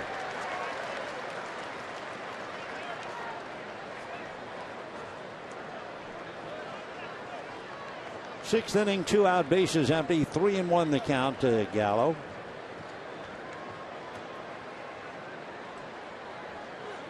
And ground ball wedge between, but it's Rollins who comes up with it, throws, and got him on a bang play. So Kendrick couldn't get it, but Rollins did. He slipped a bit on the grass, and Jimmy made his play. Take another look. Juggled, recovered, throws. I think they might question it. We're waiting to see. The Dodgers have not left the field.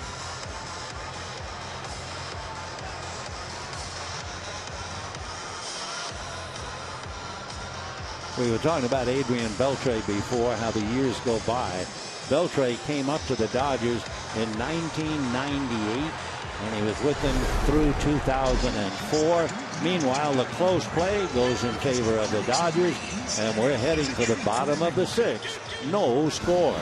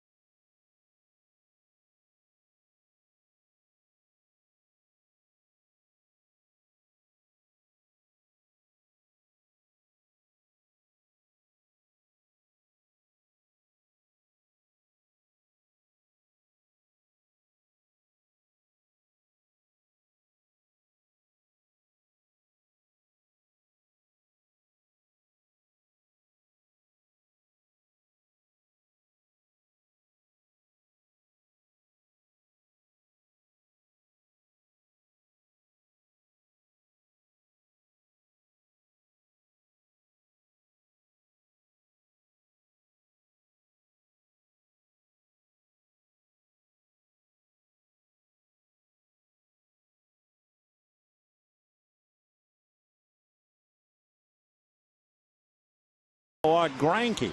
How about this? Pitches per inning.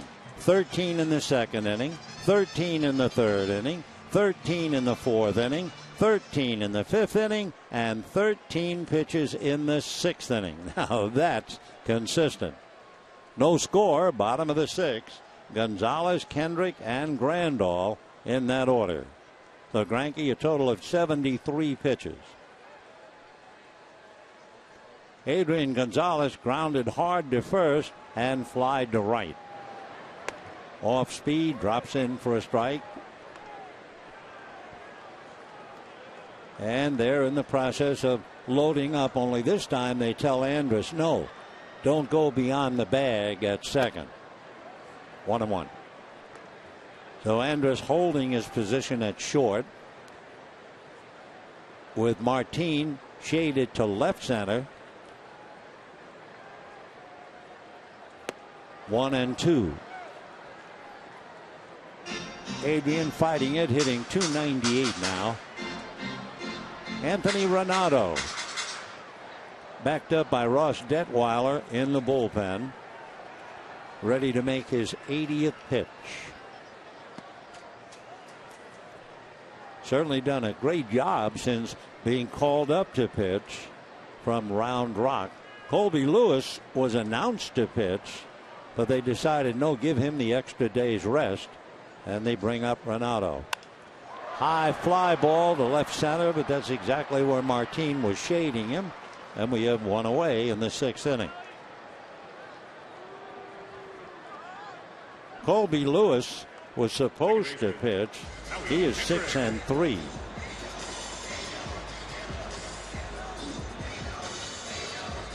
So one away. Howie Kendrick flied to right and then hit the comebacker, the barehanded try by Renato. Then he twisted his ankle, but he's okay. And here he goes with his 82nd pitch. And a strike, breaking ball. Kendrick 1 for 2.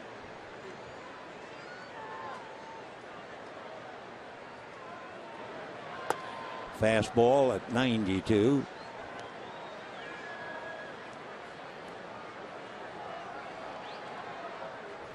Anthony has been a pro since 2010.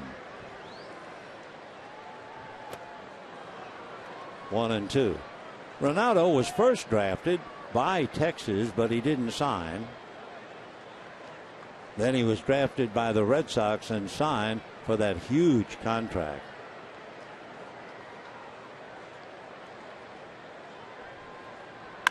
Fastball line to center, but Martin is right there.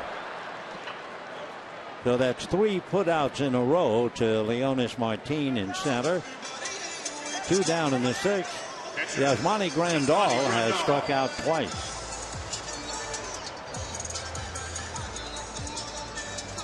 Renato made his major league debut last year for the Red Sox against the Yankees. Went 6 innings. Did a good job, allowed 2 runs, and got a win. So this is only his 9th in his young major league career.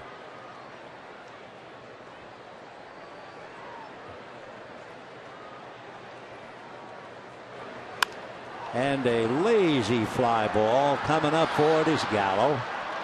So 3 fly balls, and the Dodgers go very quietly in the 6th inning. And at the end of 6, as we used to say as kids, zip zip.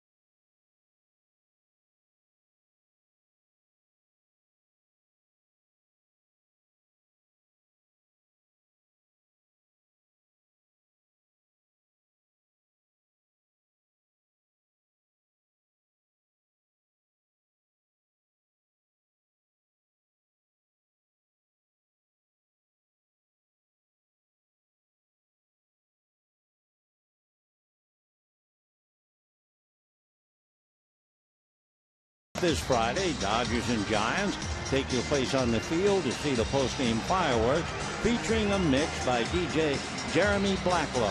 For more information, go to Dodgers.com/promotion. Seventh inning. It's push against shove, no score.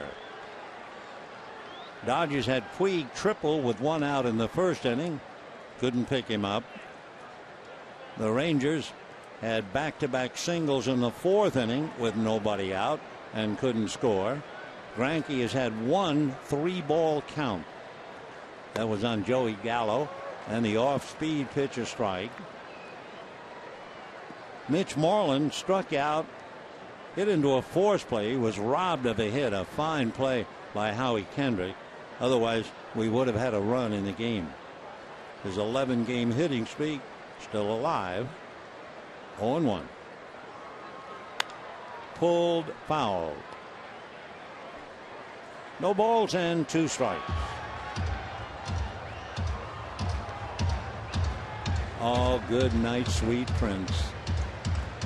I mean, is there a more secure feeling in mom's chest? And you can hear the heartbeat. They say babies can. A good night's sleep. Yep, Mom. We're happy for you and for him. 0-2. Ball 1. Moreland had 13 RBIs so far in the month of June. He is very aggressive. 9 of his RBIs have come on the first pitch. 1-2 the count. Bad ball, and he's fooled. So Moreland strikes out a second time. 8 strikeouts for Greinke. And the batter, Elvis Andrus, who has struck out and flied to right. Shortstop, Elvis Andrus.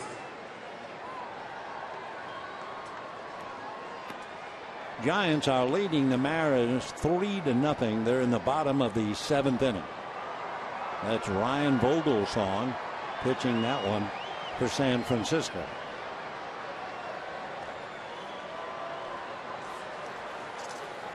And a strike. So tomorrow night, Chris Heston, who pitched the no-hitter against the Mets against Mike Bolsinger. Saturday at 4:15, Tim Hudson and Carlos Frias. Foul ball. Vogelsong, by the way, leading 3-0, bottom of the 7th, has allowed only 1 hit.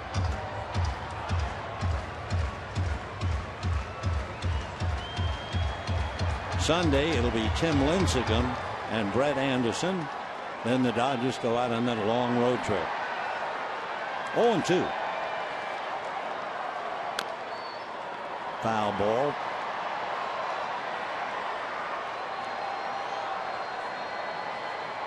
Andrus has good running speed. He's a good bunter.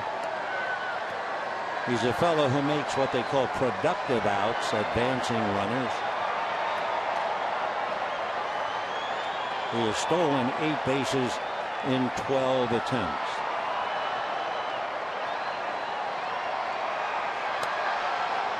One and 2. So Andrus certainly a good man to keep off the bases, especially in a game like this.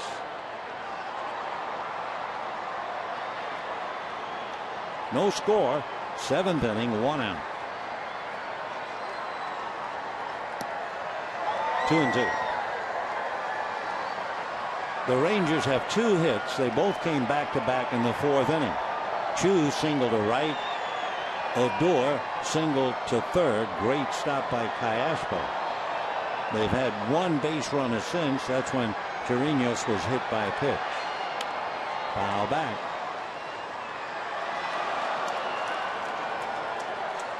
No runs.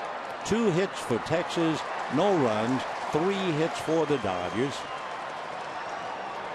Bottom of the 7th.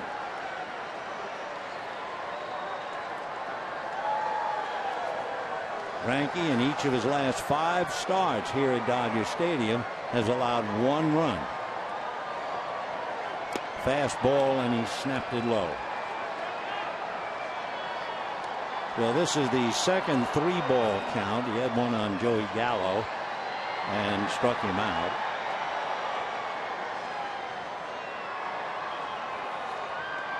Greinke is also due to bat fourth when the Dodgers hit in the seventh. 3-2. Ground ball, base hit by the diving Rollins.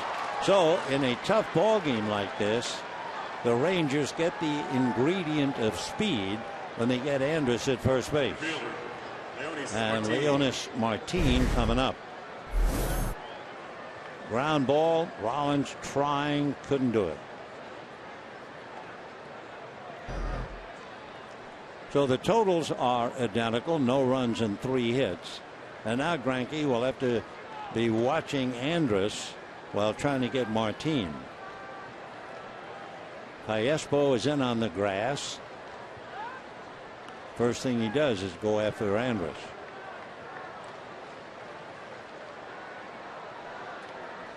Greinke has that stretch of 13 pitches per inning, but he's made 12 pitches here.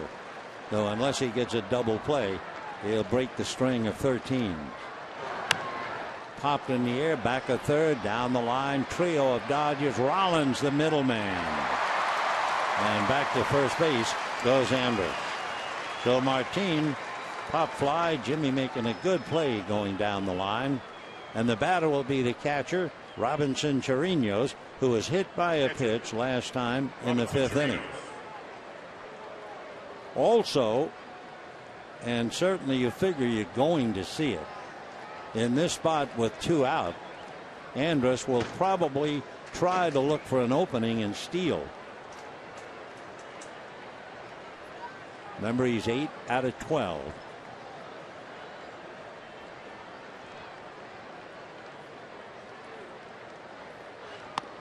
And a strike.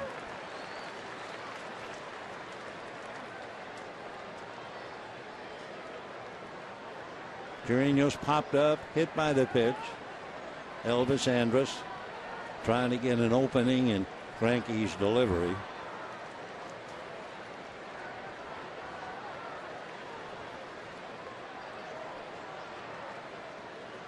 Not going. Foul ball.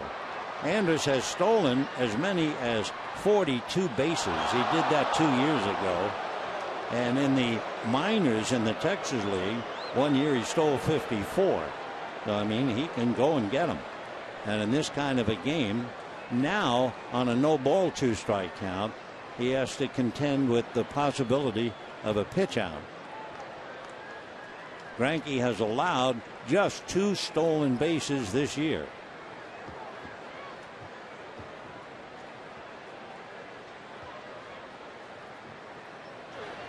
And ground ball to the hole. That's going to go through. Andrus rounding second. He's going to go to third. The throw to third. He is safe. Elvis Andrus rolling the dice. He figured to try to do something on the base paths in this kind of a game. We thought it was going to be to steal second, but he actually kind of steals third on a routine base hit into left field. Ethier came up throwing, and Andrus just did beat the hop and the tag. So that puts first and third, 2 out. Hanser Alberto, the number 8 hitter, will be coming up. Out on deck, no doubt about it, Prince Fielder. So Hanser Alberto, who's been in 17 games, coming up. By the way, that base hit, remember, we were talking about the fact that we didn't expect Andrus to run on a possible pitch out because the count was no balls and 2 strikes. So he doesn't usually make a bad pitch 0-2. But Chirinos gets the single to left. The official review now. Here's the throw and the play. The tag comes down and the hand is on the bag.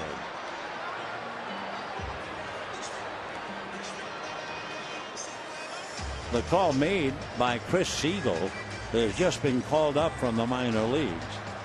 Remember, Chad Fairchild shaken up with a concussion last night, and Siegel has the biggest play of the night so far. So we're waiting to see about the review. We do know that Hanser Alberto will be the batter. Jim Joyce with the mustache is the crew chief, senior umpire.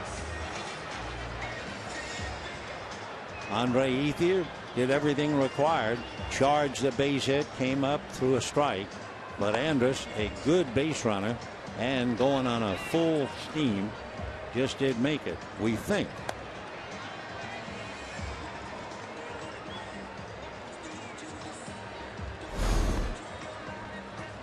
Take another look. There's the ball. Watch that right hand. It is on the bag, so he beats the tag. Now keep watching. The tag comes off. Then he misses the foot with the lunge. Take another look. See where the right hand might be over the bag and off the bag with the tag. Out. So a roll of the dice. Chirinos gets a base hit, but Andrus is cut down on the biggest play of the night, 7-5. Jeff Bannister shaking his head no. Okay, that he's beaten the play there, but watch the hand. It keeps going beyond the bag. The left hand is not on the bag, and the tag is still on him. So good call by Chris Siegel, and we're no score, bottom of the seventh.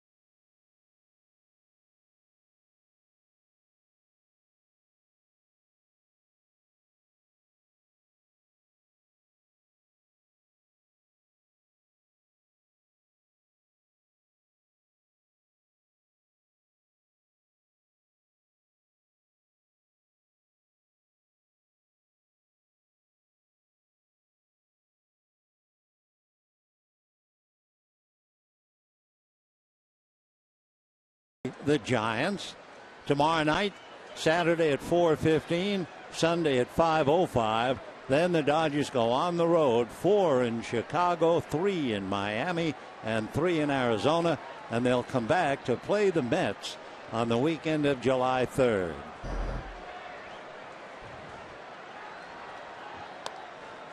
Andre Ethier, who is able to nip the runner, Andrus at third, hitting .274, popped to second, fly deep to right in the fourth inning. That's in there. By the way, those string of 13s for Greinke finally came to an end. In the seventh inning, Zach made 16. So he's made 89 pitches, the same number for Ronaldo. Sliced foul off third. J.P. Howell gets up in the Dodger bullpen.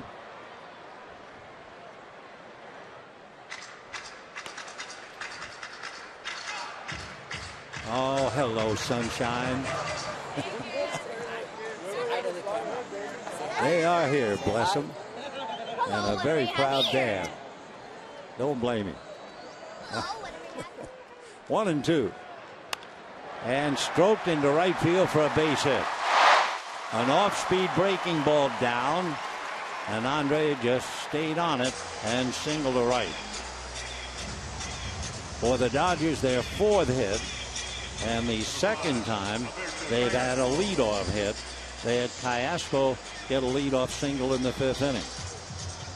So they're watching Ronaldo as he's made 91 pitches. Detweiler's been throwing in the pen behind him. Callaspo has walked and singled up the middle. Great effort by Odor, but Callaspo beat it out. On deck, Jimmy Rollins. And a fly ball into right center, but here comes Martin.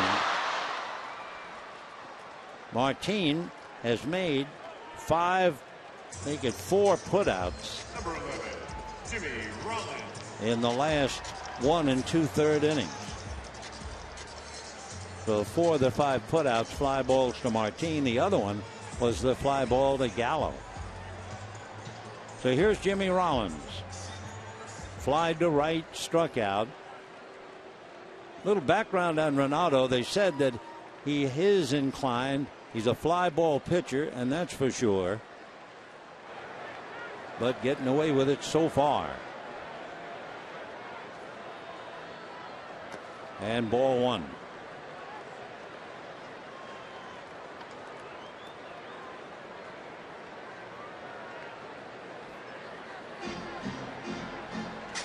There have been 11 putouts on fly balls.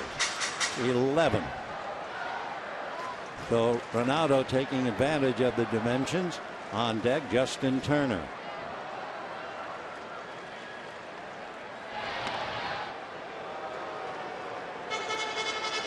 Ronaldo has struck out 4, and he has walked 2. So no score, bottom of the 7th. No runs, 4 hits for each side.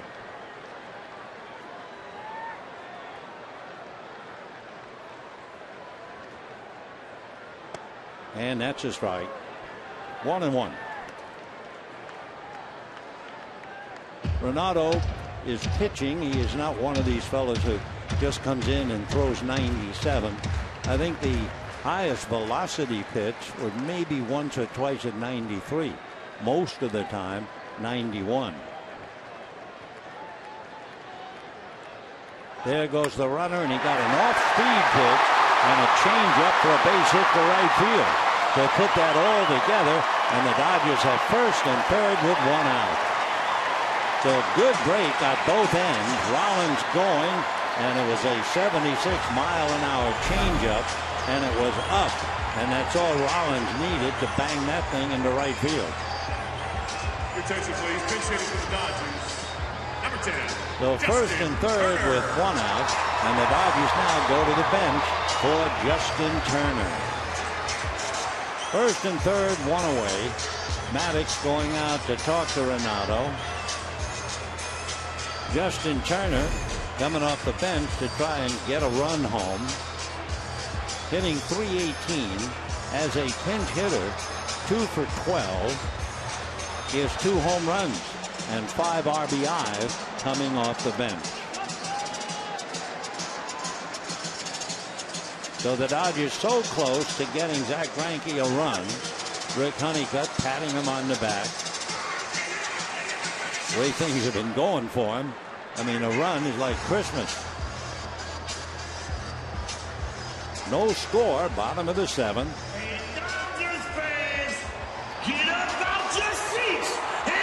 Dodgers got 2 breaks on that one pitch. A changeup which gave the runner Ethier some extra steps, and then the changeup was hanging, and Rollins singled to right. So now, can they catch that in?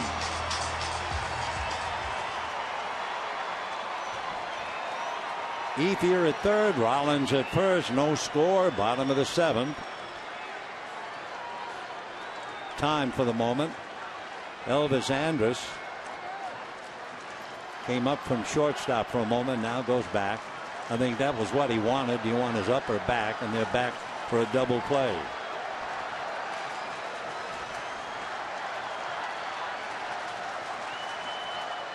And ball one. Remember, we told you in the minor leagues, Ronaldo had 15 wild pitches in about 500 innings. That was in the minors. Here he is now, first and third, one out, 1 ball and no strikes. Detweiler joined by Tanner Scheppers, the right-hander whom we saw last night. 1-1.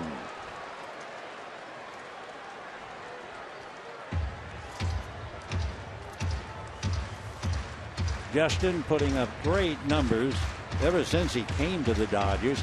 It just seems like he's been getting better and better. Look at that, 351 with runners in scoring position. Ellis and Greinke put their heads together. 1 ball, 1 strike.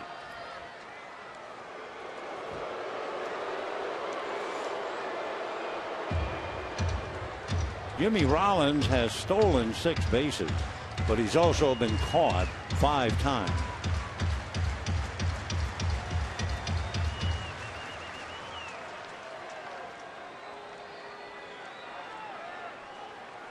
One ball, 1 strike. Yeah, they're worrying about him.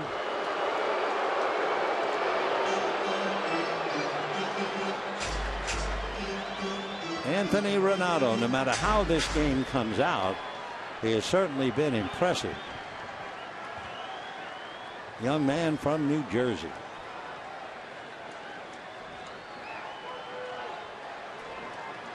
He'll be 26 in September. High foul out of play. 1-2 the count.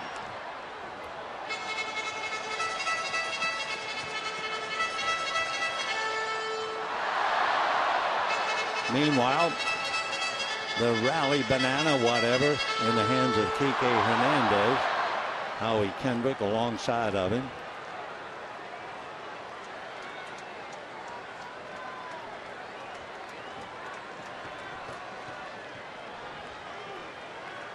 One ball and 2 strikes.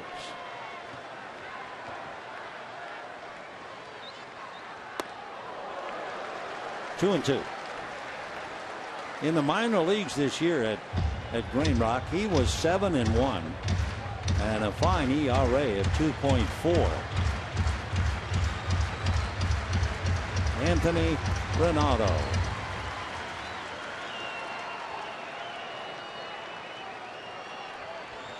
Two and two.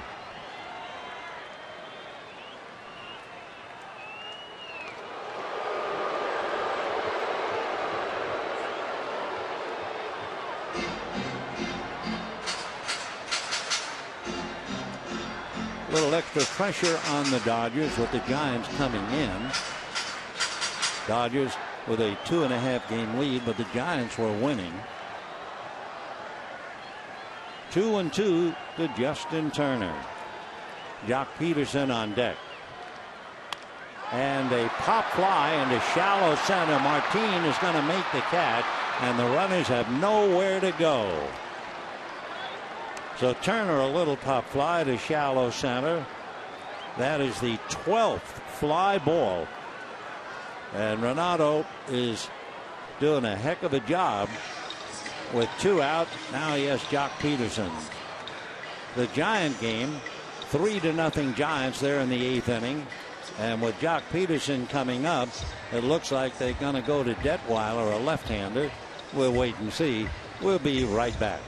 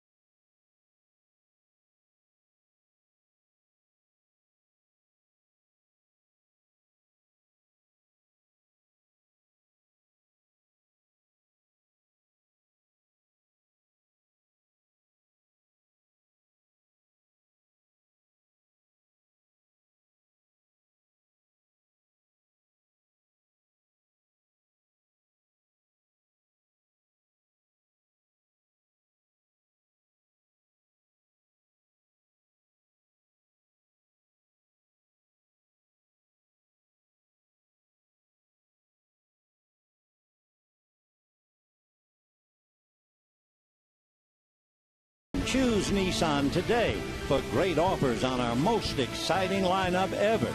Shop ChooseNissan.com. And by CDW, people who get it.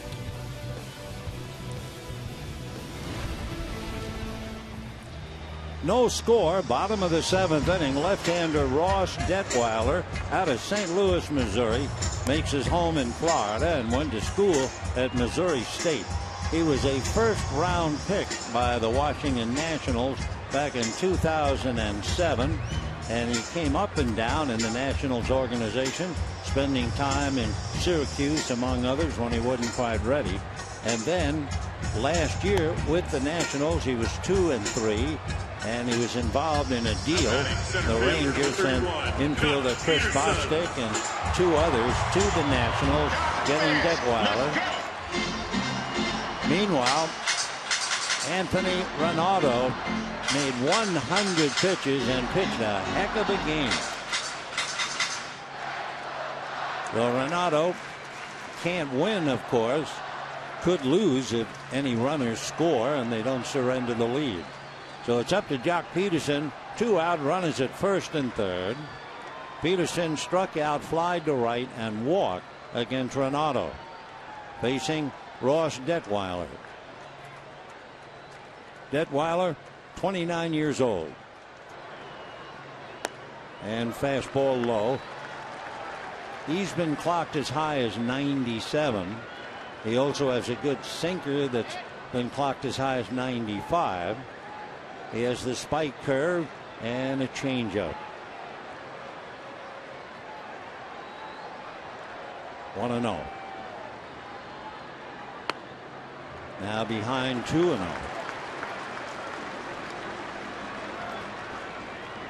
Detweiler 0-5 with an earned run average of 7. He's allowed 51 hits in 34 innings. And he has walked 15, so he's really fighting it. 2-0. 2-1. That was that 95-mile-an-hour sinker.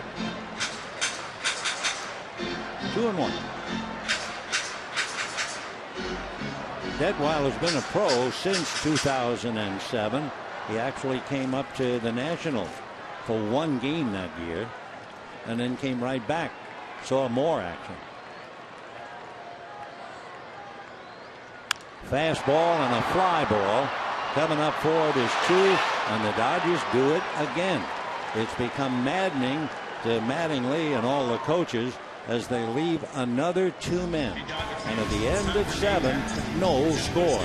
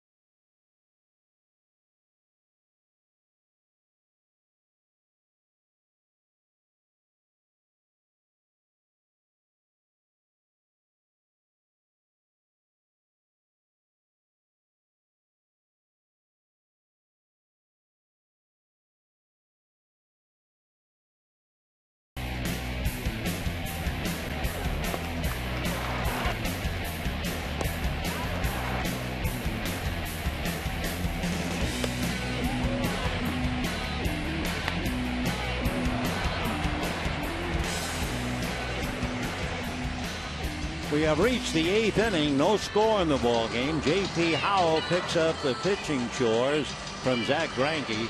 So it has happened again.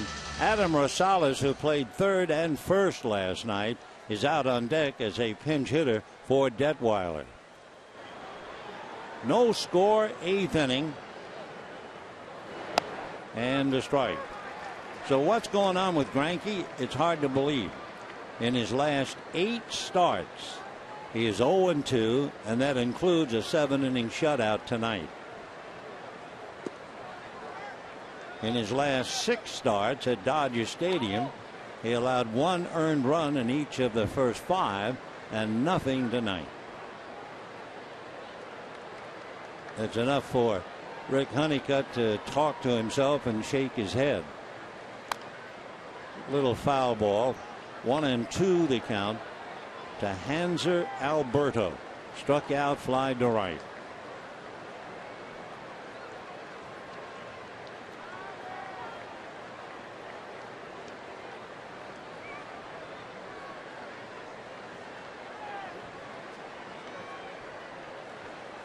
One and two.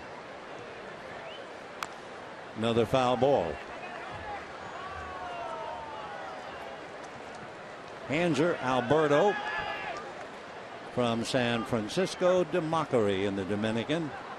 Position lifted as a shortstop, but he's playing third base. Because they use a lot of third basemen with Adrian Beltre down. 1-2. And another foul ball. The paid attendance tonight, 46,977, and what a beautiful evening. 74 degrees when the game started. Beautiful sunset and a heck of a game. 1-2. Fouled at the plate.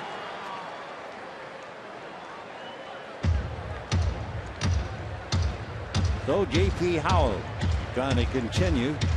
Greinke went 7 innings, allowed 4 hits, got a big break on the out at third in the 7th inning when it looked like Andrus was in there safely and slid over the bag while the tag was still on. Oh wow, what a pitch. You talk about late break. The bottom dropped out at the last minute, and Alberto walking away saying, yeah, I give you credit on that pitch. Wow. Now let's see, Rosales was coming up, but he's going to give way instead. Jake Smolinski is coming off the bench. Alberto quit on it, and he paid the price. That was a great pitch. Pitch hitting for the Rangers, number 20, Jake Smolinski. Jake Smolinski from Illinois, signed by the Nationals, and there'll be a little meeting with Rick Honeycutt as to how to pitch to Smolinski. We saw him very briefly last night. Smolinski came off the bench, struck out, though he's 0 for 1. He's 5'11", 190, second-round pick by the Nationals out of high school. He had a baseball scholarship to Clemson, but ended up signing with the Nationals.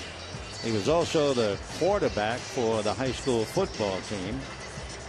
26 years old. In his debut in July of last year, he set a Rangers club record. He had 8 hits in his first 4 games, including 3 doubles.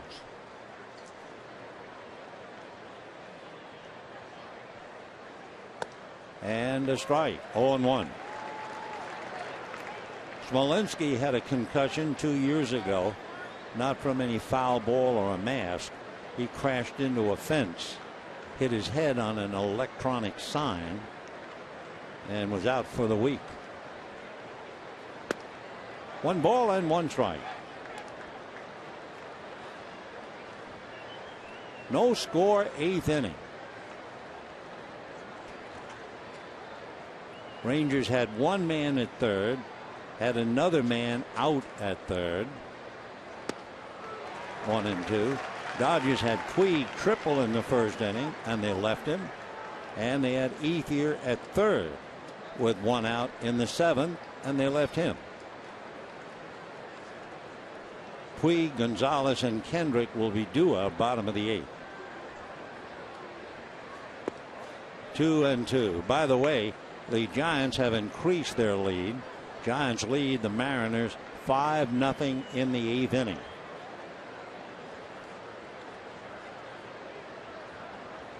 Dodger lead right now for the moment 2.5. 2-2 to Smolinski. And foul ball off the protective railing of the Dodger dugout. Still 2-2.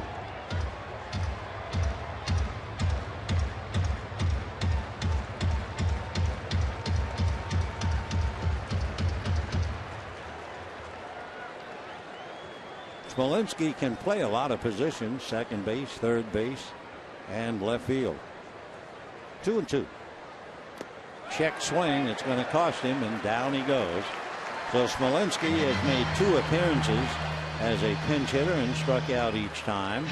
And we have 2 down now, and the leadoff man, Chu, coming up.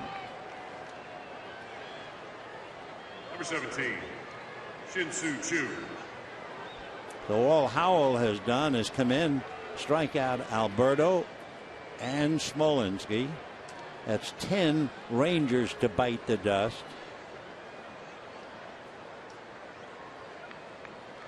Remember, Kershaw last night in a losing effort struck out 10. Boy, was he frustrated last night. Strike. Of course, for Kershaw last night to have a stolen base, to have a balk called on him, then to have a left-hand hitter hit a home run, it was a very frustrating evening, maybe the worst in his career. However, that was yesterday. As he talks to Brandon McCarthy, the whole philosophy of baseball: turn the page. Gallo hit a big home run. He's been quiet tonight. 1-2 to Shin-Soo Choo. Little poetry there. Dodgers have Puig, Gonzalez, and Kendrick due up in the bottom of the 8th.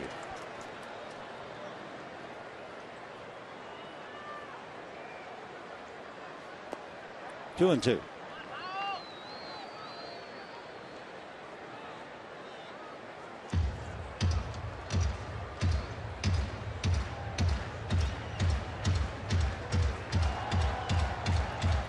Chu has 8 home runs, 32 runs batted in.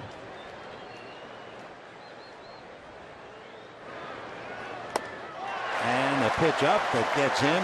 So all Howell does is come in and strike out the side. A nice inning indeed for JP. And we are heading for the bottom of the 8th inning with Puig, Gonzalez, and Kendrick.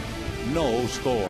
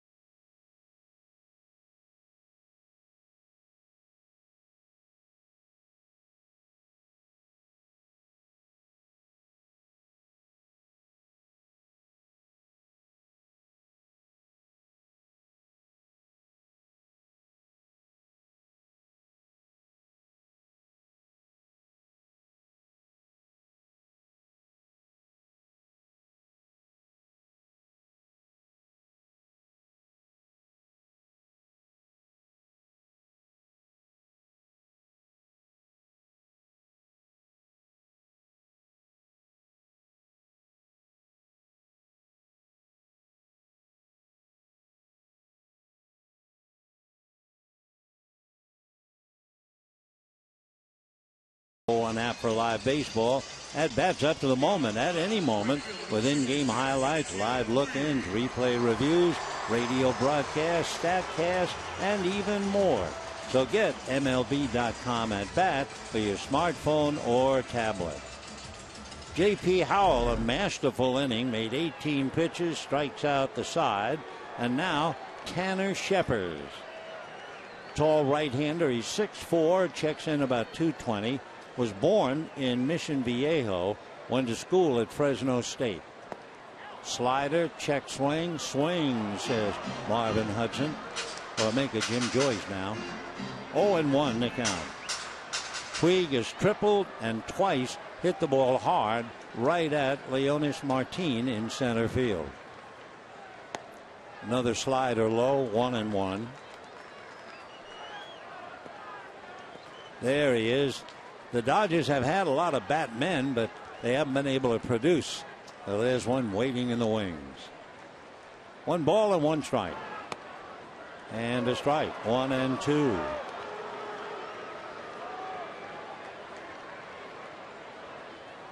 Dodgers have hit 12 fly balls. Tanner Scheppers, first round pick by the Rangers out of college. Fastball, got him. So down goes Puig, leading off the 8th inning. And we have 1 out in the 8th inning. First baseman, number 23. In the Dodger bullpen, Kenley Jansen begins to loosen up. Take another look.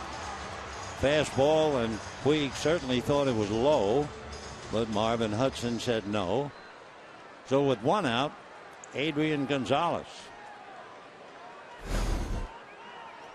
Gonzalez grounded to first, and then last 2 times up, fly to right, fly to center.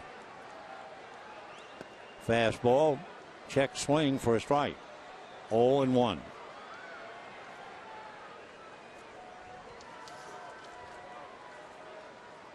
Tanner Scheppers comes in with a 3-0 record, but an earned run average of almost 6.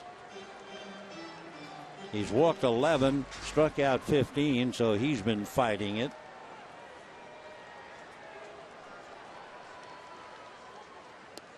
One and two.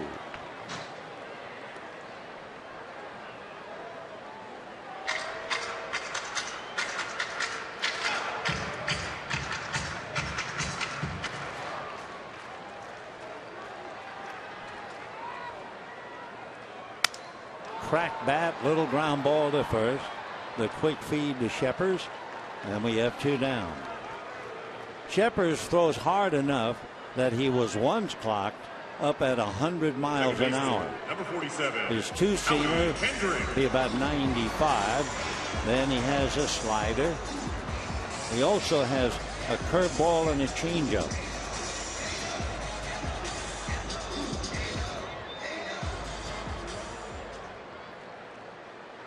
So here's Howie Kendrick.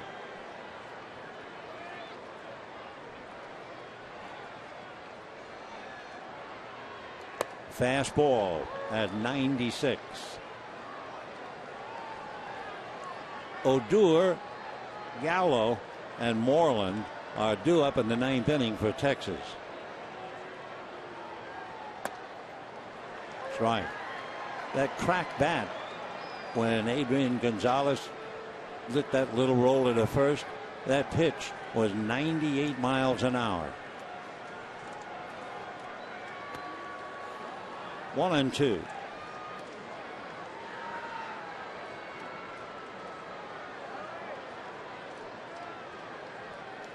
Well, Adrian's seen them all. Oh, there's a big slider. Wow. So that'll do it for Kendrick. And for Scheppers, he comes in and strikes out 2 of 3. And we are heading to the 9th. No runs, 4 hits for Texas. No runs, 5 hits for the Dodgers. Enter Kenley Jansen.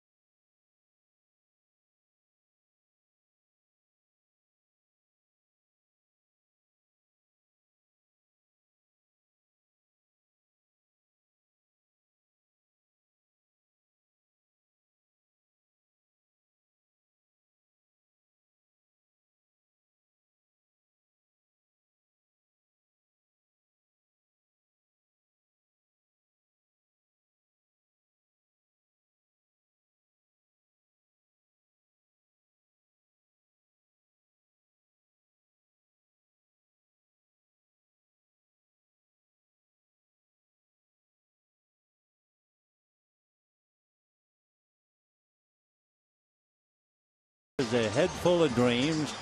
Your proud dad sitting alongside of you. And now he doesn't know what else to do. Pretty tough to be just standing there on camera. Meanwhile, talking about pretty tough, here's Kenley Jansen, an earned run average of less than 1. He has 20 strikeouts and no walks. And to get into his act even more, in 11 innings, he's allowed 4 hits. Kenley normally comes in to save a game. Tonight, he's in a hold position because the Dodgers have been burned late in the game throughout the series. So this time they're forced to use Kenley in the 9th. They've been tough games.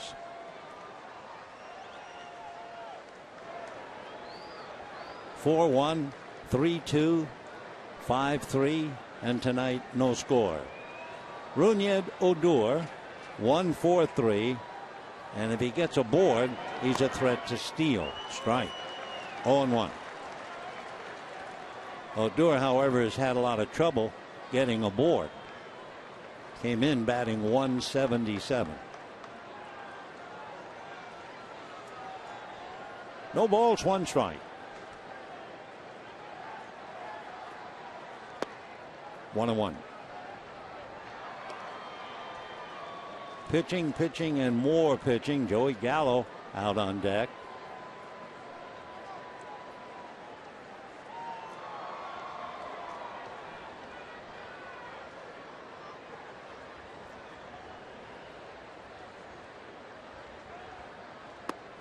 And a strike.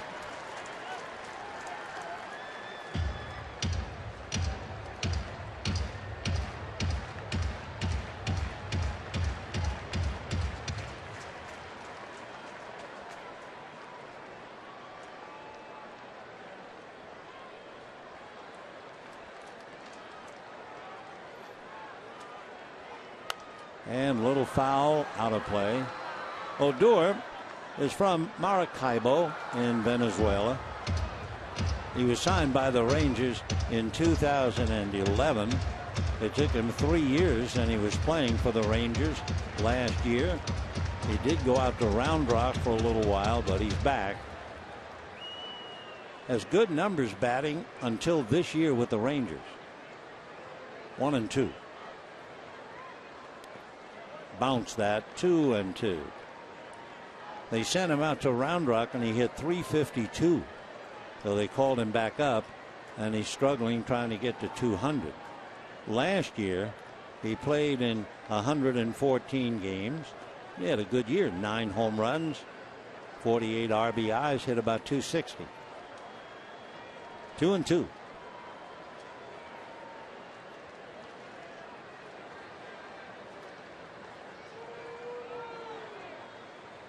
And a little hopper to Kendrick. 1 away.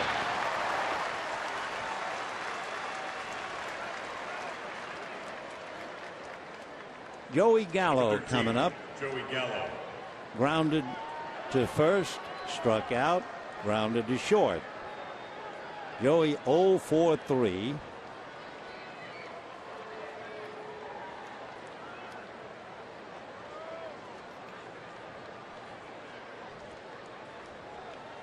Gallo just beginning what most people feel in Texas will be a long career.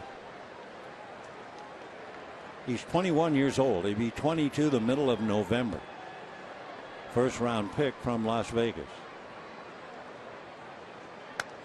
And a strike outside corner.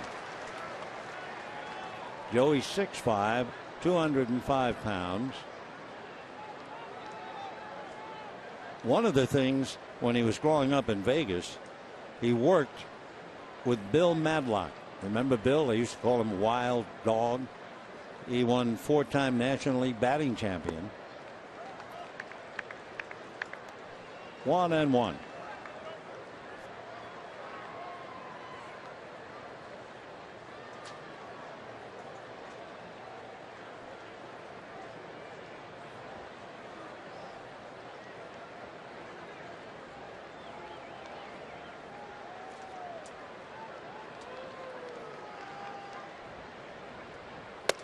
Whoa. 1-2. I'll throw it as hard as I can. You swing as hard as you can, and let's see what develops.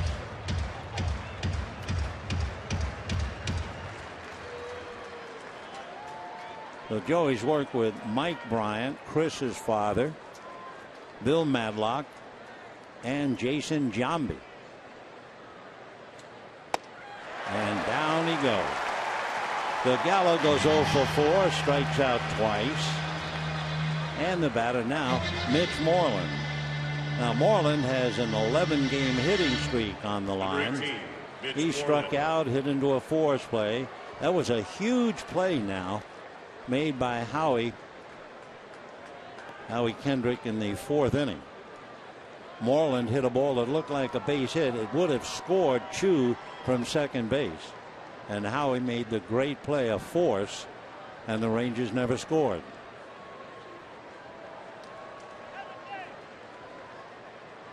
Moreland 0 for 3. He has 8 home runs, 31 runs batted in.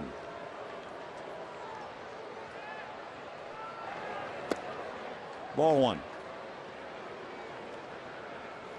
Moreland's a fella as big as he is, 6'2" and 230. But he has certainly paid the price. He's had so many different injuries.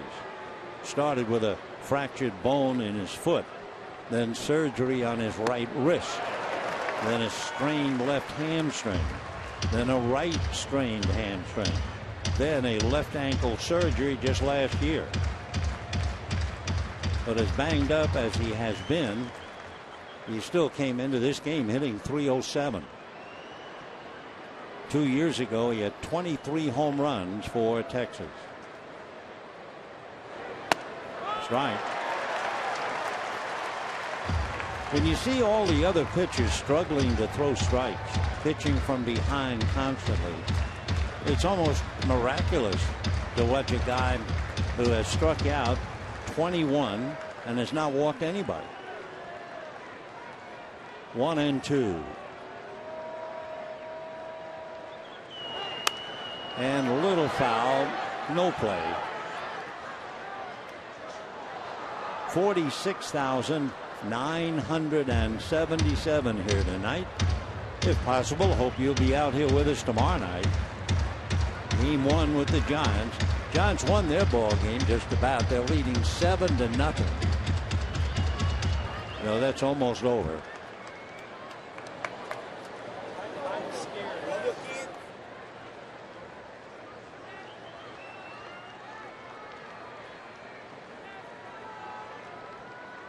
Diaspo all alone on the left side, so they really load up on Moreland.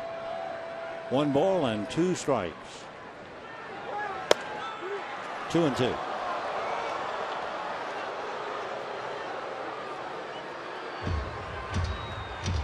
Moreland, when he was in college, he not only hit 10 home runs, he made 16 relief appearances in the College World Series team for Mississippi State. What a valuable player. And down he goes. So Jansen has struck out 22 hitters without walking any of them. And we go to the bottom of the 9th, no score.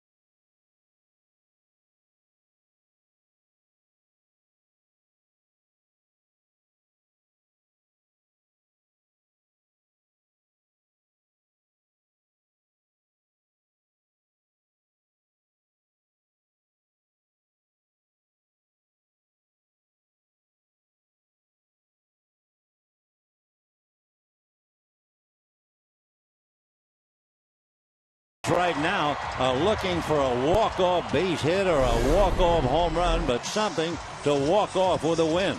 You go back to April against Seattle. Guerrero had it.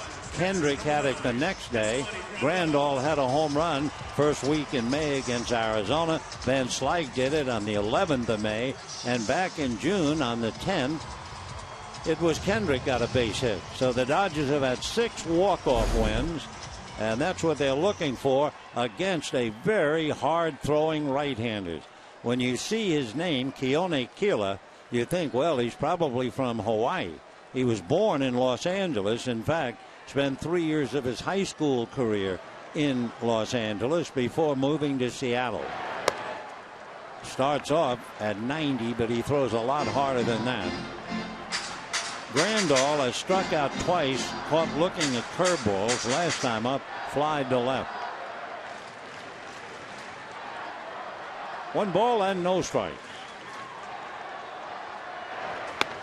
That's on the corner at 91. Keone is 6'1", 225, and the difference between a coffee shop and a restaurant is the difference, I guess, with or without signing with Texas. Tell you in a moment. 1-1. That's low, ball 2, 2-1. The scout trying to sign Keone Kela had been watching him for a couple of years. And Keone and his mom especially kind of kept the scout at arm's length. Finally, she would not agree to dinner. No dinner. So the scout kept hanging around and finally said, how about I buy you a cup of coffee? Fouled away, 2-2. So his mother said, okay, we'll have the coffee. And then before they went to the coffee house, famous coffee house up there in Seattle, the scout said, in fact, why don't we meet? And he mentioned a very famous restaurant. And the mother said, oh my gosh, I haven't been there since I was a girl. So that convinced her and Keone to go and have dinner. The scout convinced him and signed him, and here he is. The difference between a coffee shop and a first-rate restaurant.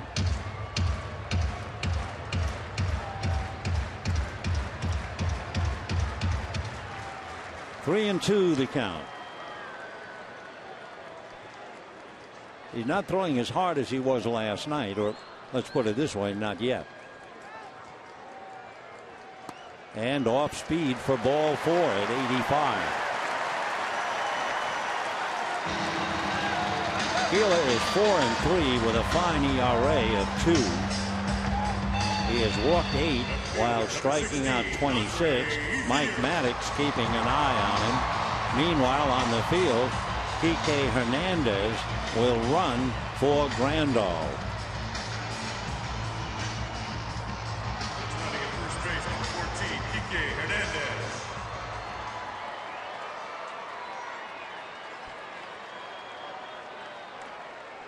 So Grandal with a big walk opening up the ninth. Now you have Ethier, Callaspo, and Rollins.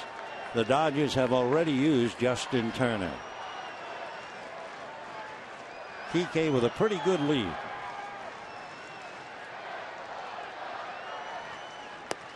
And ball 1.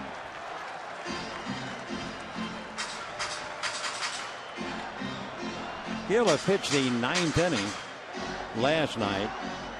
Got Puig to pop up, walked Heisey, got Gonzalez to fly out, and struck out Kendrick. 1 ball and no strikes.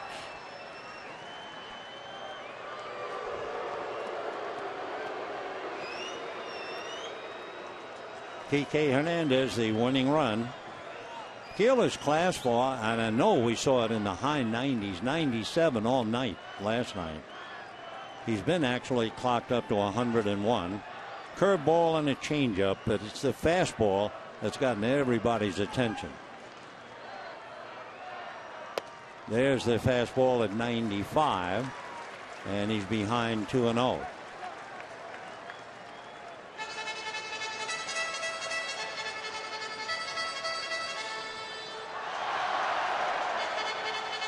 Ethier 1 for 3. Popped up, fly deep to right, single to right. Keeler, by the way, is only 22. Fastball, but he got it up to 96, but he can't throw strikes. Last night he did and could.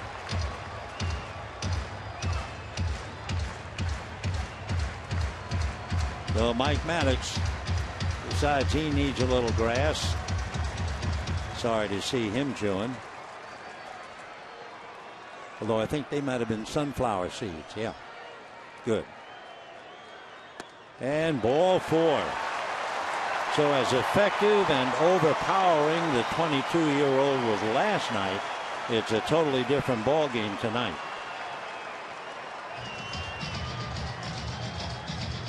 So Chirinos going out to try and console him. Mike Maddox is going to come out and try and direct him. Alberto Callaspo will be coming up. Lorenzo Bundy, the Dodger third base coach, talking to the veteran Callaspo. Callaspo does not have a sacrifice. You have Jimmy Rollins hitting behind him, and then you have Jansen. So the Dodgers get a couple of breaks. 2 walks back to back, given up by Keone Keeler.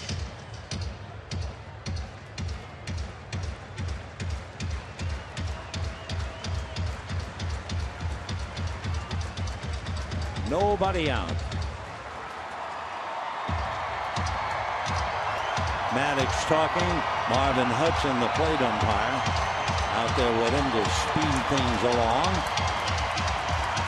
So the Dodgers get a golden opportunity on back-to-back walks. Well, you're looking bunt, I'm sure, if you're Texas. Moreland is in on the grass. Alberto has to play caddy corner. And Callaspo checks in. Hernandez at second. Ethier at first. Nobody out. Showing bunt.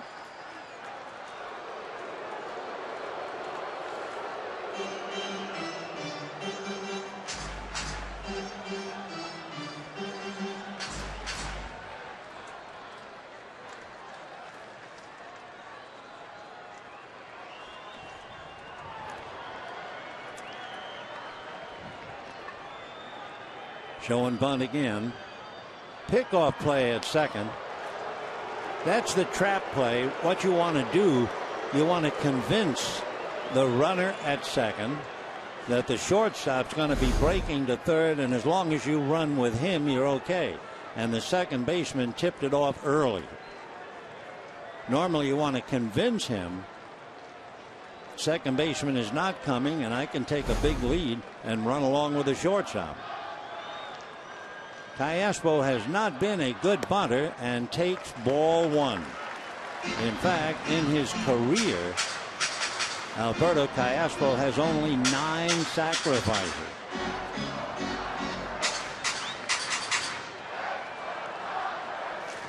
One ball and no strikes.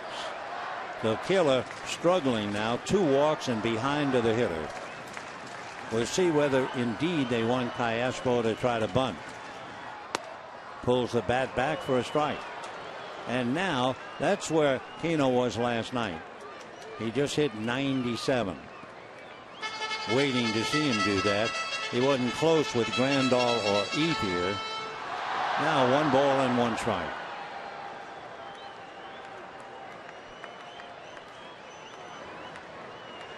Andrus takes off. The pitch is low. 2-1. So he's warmed up now. He's back to back at 97, but struggling. Checking with his third baseman Alberto. Andrus appears to be the captain out there. A lot going on with Andrus the shortstop and Alberto the third baseman. 2-1. Callaspo shows bunt, pulls the bat back, and it's ball 3. So not much you can do if you can't throw strikes. Bannister has to just sit there and watch Maddox probably dying a little bit inside, and the 22-year-old is struggling.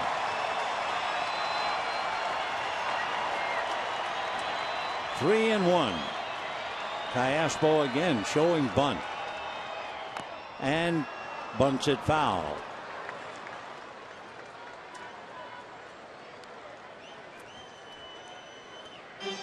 So 3 and 2 with nobody out.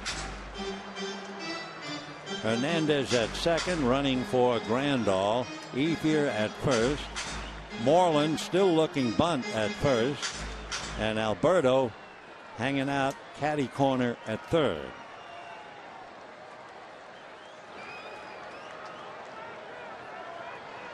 TK very cautious out there. He's well aware of that play with the shortstop and the second baseman. Little pincer move. 3 and 2. Huge pitch. No pitch.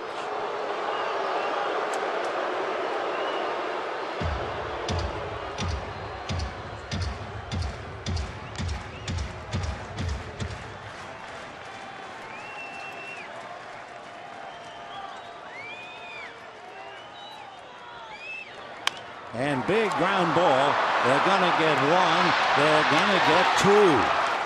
And on the double play, Hernandez advances to third. So Callaspo up there in what looked like a sure bunt situation. For 3 and 2, they let him swing away. That was a good note that he's had only 9 sacrifices in his career. So the double play, 3-6-3. Ethier is erased. Hernandez goes to third. And the batter now is Jimmy Rollins with a runner at third and 2 down. Well, check, Keeler throws so hard. He has 3 wild pitches. Dodgers would take a run any way they can get it. Drop that in. Breaking ball for a strike. So after throwing a lot of heat, he starts breaking ball. 0-1 the count. Callaspo, I'm sure, boiling inside. Now the fast one. 0-2 to Rollins. That thing a dangerous pitch in the dirt. Nice block by Chirinos.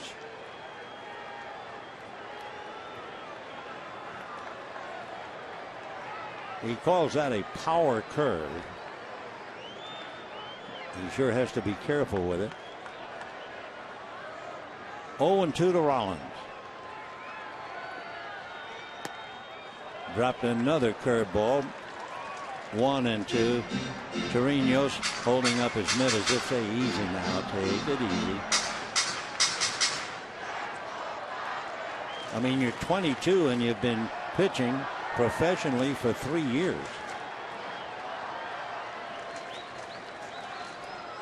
One and two the count to Jimmy Rollins.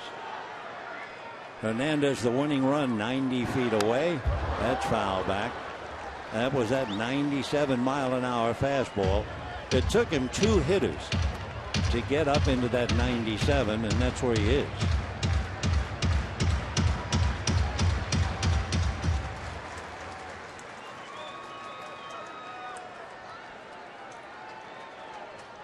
Rollins pretty much of a contact hitter, even though he's in a hole 1-2.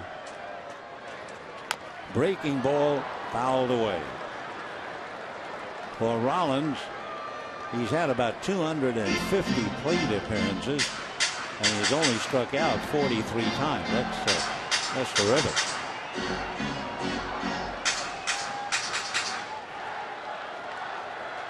One ball and 2 strikes. The winning run 90 feet away. Callaspo all alone.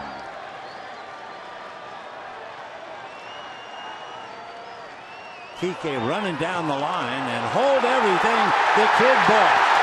Holy mackerel, the Dodgers get a run on a balk.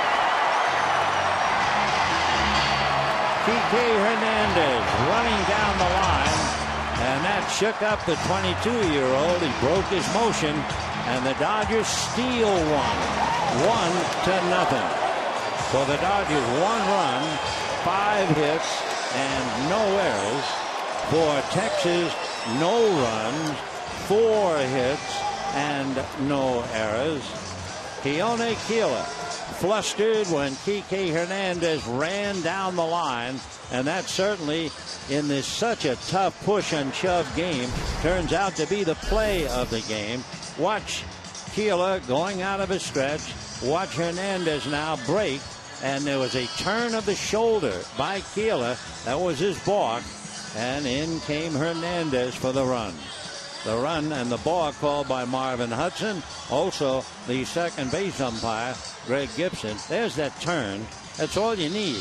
You can't break that move. Once he made that little tiny move and then didn't pitch, it was a balk. Well, a heartbreaking loss for young Keeler. A mind-blowing save for Kike Hernandez. And the Dodgers win a game 1-0. A game they desperately needed, because the Giants pretty much had a lock on their game with Seattle. The Giants, they'll be here tomorrow night. We'll be here and hope you will be too. Till then, for all of us, to all of you, good night, everybody.